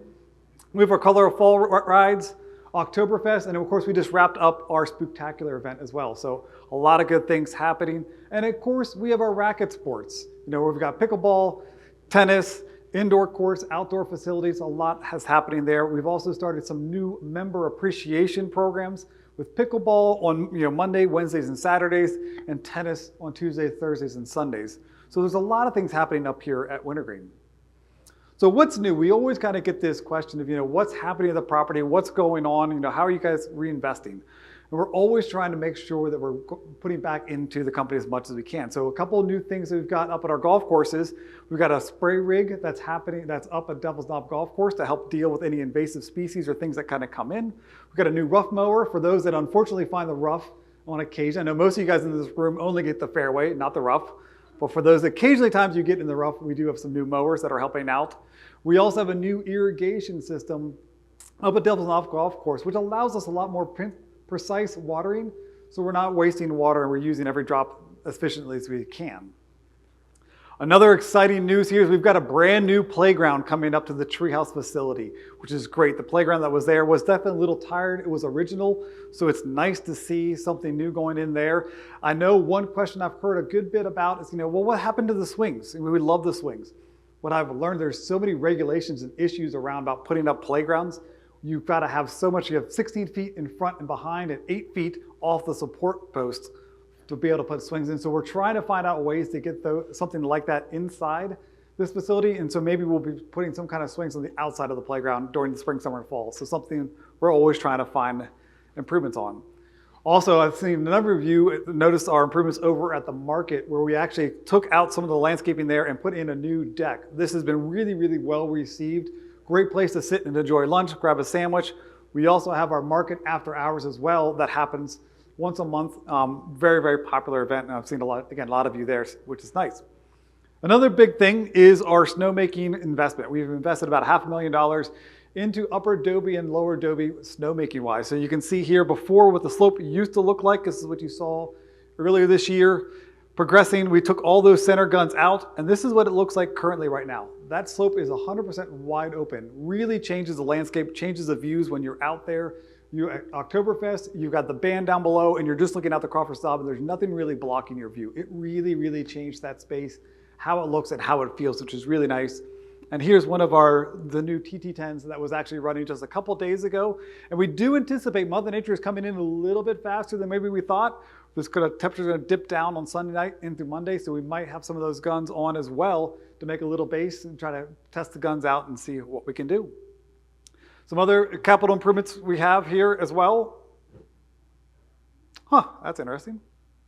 We have a winch cat. So a winch cat's going to be able to pull snow back up on the hill, kind of what you see in the video here, which I'm not sure actually how I got that to work. What it allows us to do is be able to pull snow back up the hill. The skiers and snowboarders, everybody kind of pulls that snow back down the hill. We are actually working on pulling that snow back up top. Our snowcats can't always do that. I have that ability to pull it back up. So now with this new machine, we have that ability to pull the snow back uphill. The one thing I do really, really want to stress and let you guys know is that when the winch cable is out, I know the slopes look really enticing that you want to go out there and play after the slopes close. We want to make sure everybody stays off those slopes after hours. It's very dangerous. We have a lot of heavy machinery out there. When that cable is out, it can be underneath the snow. You'll never see it until the machine maybe get close to the hill. It'll look like a submarine coming out of the ocean in the fast motion. It'll spring up. And unfortunately, every year somebody dies from going out on a slope where the cable is out and about. It will cut somebody in half. So again, it is very important that you're not out on the slopes after hours, because again, we do not want to see anybody get hurt. Same with sledding. I know we have a lot of rules and signs out there saying, please don't go out on the slopes and go sledding. Really enticing, but again, every year, unfortunately, somebody is seriously injured or killed when trying to go sledding out on ski slopes. Just don't do it. Wait, tubing's opened up. There's a lot of good ways to enjoy the snow. And then, we thought it was important too to talk about our capital investments, the things that you don't see. There's a lot of investment that's happening in the back of the house too. Food and beverage, we've got new dish machines at the edge. Our conference kitchen has a new washing machine. We got new flatware and serviceware up at Devil's Knob Golf Course. And I honestly didn't think this would be noticed as quickly as it was. Literally the first day it was out, I got calls and emails saying, hey, I love the new flatware up at Devil's Knob Golf Course. It looks really good. Thank you so much. So kind of interesting. I guess maybe it's more, the guy in me kind of, well, I got a fork to eat with. It kind of works. We've also got skid steers, vehicles, new rental skis, snowboard, boots. IT is always reinvesting back to make sure that's kind of working there. Again, if you're walking up on the BRT as well, you'll see we've painted a lot of our buildings, trying to make that campus look a little fresher, a little nicer as it all tied together. And that was on the Mountain Inn, the Copper Mine, and the Treehouse as well. So what does this winter look like coming up? Your guess is probably as good as mine. What it feels like it's going to be a really strong winter. I hope so. A lot of different forecasts out there are saying it's going to look good. The good news is we've made some changes with how we're approaching winter. Winter's on sale right now.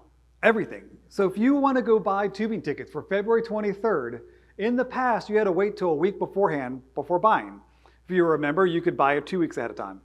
We said that's kind of crazy. Why are people booking their lodging to come stay with us in February, but they can't buy their tubing tickets? They can't enjoy the offerings that we have. So we've put all winter online. So whether you want to buy your tubing tickets, lessons, rentals, everything's on there. What I'll tell you about tubing though is we've just pre-released some of the tickets out there because we don't know how many lanes are going to be available. So we have 50 to 40 out there currently. There's going to be a lot more added. So again, if you're coming on February 23rd and you see that it's sold out already, don't worry, more tickets are going to be added. So again, always continue to go back and check our website to see what's available. As we are putting winter on sale, we know that the world is changing, right? We know that. We know things are getting a lot more expensive to be able to do. When I walk out of the grocery store and I've spent $125, I'm like, there's not a whole lot in my hands. There's not a lot. Again, prices are really increasing. We were cognizant of that. We didn't want to raise prices. And so we held prices steady and flat where we can, really since 2023. And that's in the golf area, in ski, lift tickets. And we also run a lot of specials in our food and beverage departments. If you've been up to the Edge on Monday nights, we have the buy one, get one burgers. So again, hope to see you out there. We also have specials running at the Copper Mine as well. Wintergreen events. So like Jay said, we are celebrating our 50-year anniversary still. We're really enjoying that. It is a huge milestone to be able to see that. And again, seeing the traditions and everything kind of move forward is great. We have a lot of new events that we keep adding. We don't want to just become stagnant doing the same things we've always done. We're always looking to grow. So one of the new events we did this year is, it's beautiful in the fall time when all the leaves are starting to change. So we added some Colors of Fall chairlift rides. It was just a chairlift. You could ride up and down to Checkerberry, a little bit of food offering down below, but you can enjoy the scenery with the family and the friends. So it's a new event for us. We also have continued to add and grow to our events. So our Summer Sunset Series. We've had those sessions once a month throughout the year. Again, the concerts down below, fire pits. Oktoberfest was a new layout for us this year by putting the band stage down below. So again, your backdrop was Crawford's Knob. I see some hand clots out there. Somebody's happy about that. So it was really kind of nice because again, you're not looking back at the mountain and you're looking to Crawford's Knob. You're enjoying that space that you have. Of course, Bigfoot Fest and again, our Colorado Falls. And we just ended our spectacular chairlift ride event. Anybody go to that in the room? So we got a lot of great positive feedback, and what they enjoy about it is the family atmosphere. They could bring the kids, not overly scary, but just fun enough, and they really enjoyed it. It's our second year. We're looking forward to continuing the next year, so a couple snapshots of that. It's kind of fun to ride the chairlift at dark with all the lights off, with a couple different scenes down below you to enjoy what that looks like. I want to talk a little bit about our Wintergreen lodging. Why do you partner with us versus just putting your unit on like an Airbnb? And what is the Wintergreen advantage? I get this question all the time about why is it so important to be with Wintergreen? We have a lot of different lodging packages. I jokingly call us like a cruise ship in the sky. You can do whatever you want or nothing, and we've got a package for you to be able to help your guests fill your unit. We also, all of the units are individually listed online. So if somebody wants to book a unit and they're booking room 121, they can exactly see what that room looks like. And again, it's another advantage by booking with us. We also have group access. Our groups continue to grow and grow and grow. We know right now that lodging in the hospitality world is starting to sag just a little bit with social bookings. Our group bookings are way up. Again, this past October was a phenomenal year for us, and we continue to see groups wanting to come visit with us. That's one of the advantages when your property's with us, is we have access to all those groups to be able to fill that unit quicker and faster. So again, part of that Wintergreen advantage, the guests that are staying in your unit would then have access to the Stony Creek Fitness Center, the outdoor pool, the Wintergreen Aquatics and Fitness Center, of course, access to the Devil's Knob Golf Course, to the restaurants up there, our tennis courts, and again, it's 24-hour support with our front desk is always staffed in there. We're advertising on our own website. We're also on Airbnb. We're on Vrbo, Expedia, Wedding Wire, The Knot, Cvent. So again, when the units are with us, they're broadcasted on a whole different platforms, and it's something you don't have to worry about. We take care of all the fuss and mess with that. Wintergreen Club membership. Peter's back over in the corner. He's got the cookies if you're looking for a little bit of energy, a little bit of sugar after all this chatting. It's really great. We continue to see really strong growth with this. Jay talked about it before back in '76 when they kind of founded it. They knew how important it was to the property. And again, we love to see that. It's kind of a great way for families and friends to get together, enjoy their time at the W events, and just have fun. A good excuse to kind of get together and hang out. So if you have more questions about that, please go grab a cookie, see Peter. He can definitely help you out with that. And of course, if you unfortunately need to sell your property or looking to buy property, hopefully, reach out to Wintergreen Real Estate. They're our official partner for selling. And again, like Jay's talked about, the community is very important to myself and to the resort itself. We want to work together. And we love that we have such a strong tie together with the community. Because again, that's the way we're going to be successful, is by working together, partnering together to make it happen. When people come to Wintergreen, they don't want to think about, well, is this the resort side? Is this POA side? It's all one family. We're all finding ways working together, which is great.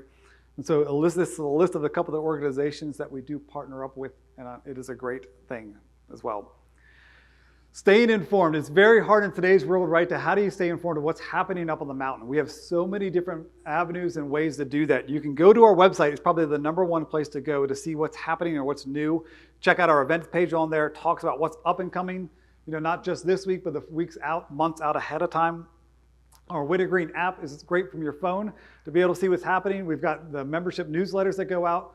We feed information to Jay with WPOA. So when his newsletters go out, it also lets guests know what's happening. And of course, social media.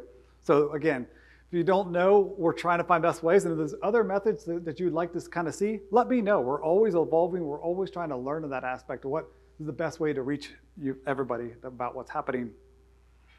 So a little bit about our management team. We'll get into the minutia here a little bit. So I've got a phenomenal team of directors here that have been for a long time. A couple of them are in the room. Scott McKay is in the back. He's our director of operations. Peter is with the membership office. Dave Moog is with the sales team here. I saw Doug was around somewhere with our retail space. A lot of these names you probably recognized in the past. They've been here for a long time.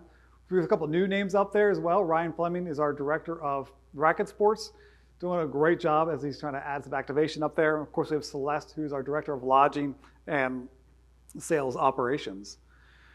PGRI Group, we have 5 different resorts here. We're listed on the map. We've got Mount Washington, Powderhorn out in Colorado, Jay Peak up in Vermont, which I've got to tell you, they are getting a lot of snow right now. And if you want to see what winter looks like, take a look at their webcam. It looks really good right now. And hopefully they might be opening relatively soon as winter's kind of giving them a jump start. Of course, we have Wisp up in Maryland and a Wintergreen Resort. Like Jay says, what does Wintergreen offer? We offer the fun. We offer the entertainment. Jay sometimes unfortunately has the fun town job of doing the town aspect, the utility. We're in the business of fun. So we like to enjoy that. Again, we're the cruise ship in the sky. You can do whatever you want, and we have any ways to fulfill those needs. We have alpine skiing, snow tubing. Of course, we've got a race team. We've got a snowboard rental shop, ski rental shop. We've got 18 holes up on Devil's Knob Golf Course. We've got 27 holes down at Stony Creek, 12 outdoor courts up at Devil's Knob Tennis Facility, 3 indoor hard courts, 4 clay courts down in the valley, 8 pickleball courts up top. Food and beverage operations, we've got 8 different food service locations, including Iron and Ale down below. If you're hungry, we're going to be able to find a way to feed you. We've also got our fan food app. So if you don't feel like cooking, which I'm not sure about you guys, I don't love to cook. Sometimes I look at my wife and kind of say, what do you want to do for dinner? She's like, I don't know. Where are you going to go pick it up from? So fan food is a great thing. If you go to our app, you can order fan food. You can also order the great food at the Copper Mine through fan food. So again, you guys can decide what you want to eat, order through fan food. By the time you get to your car, drive down to the Copper Mine, most likely that food's ready. You come back and you look like a hero when you walk in the door with dinner ready to go.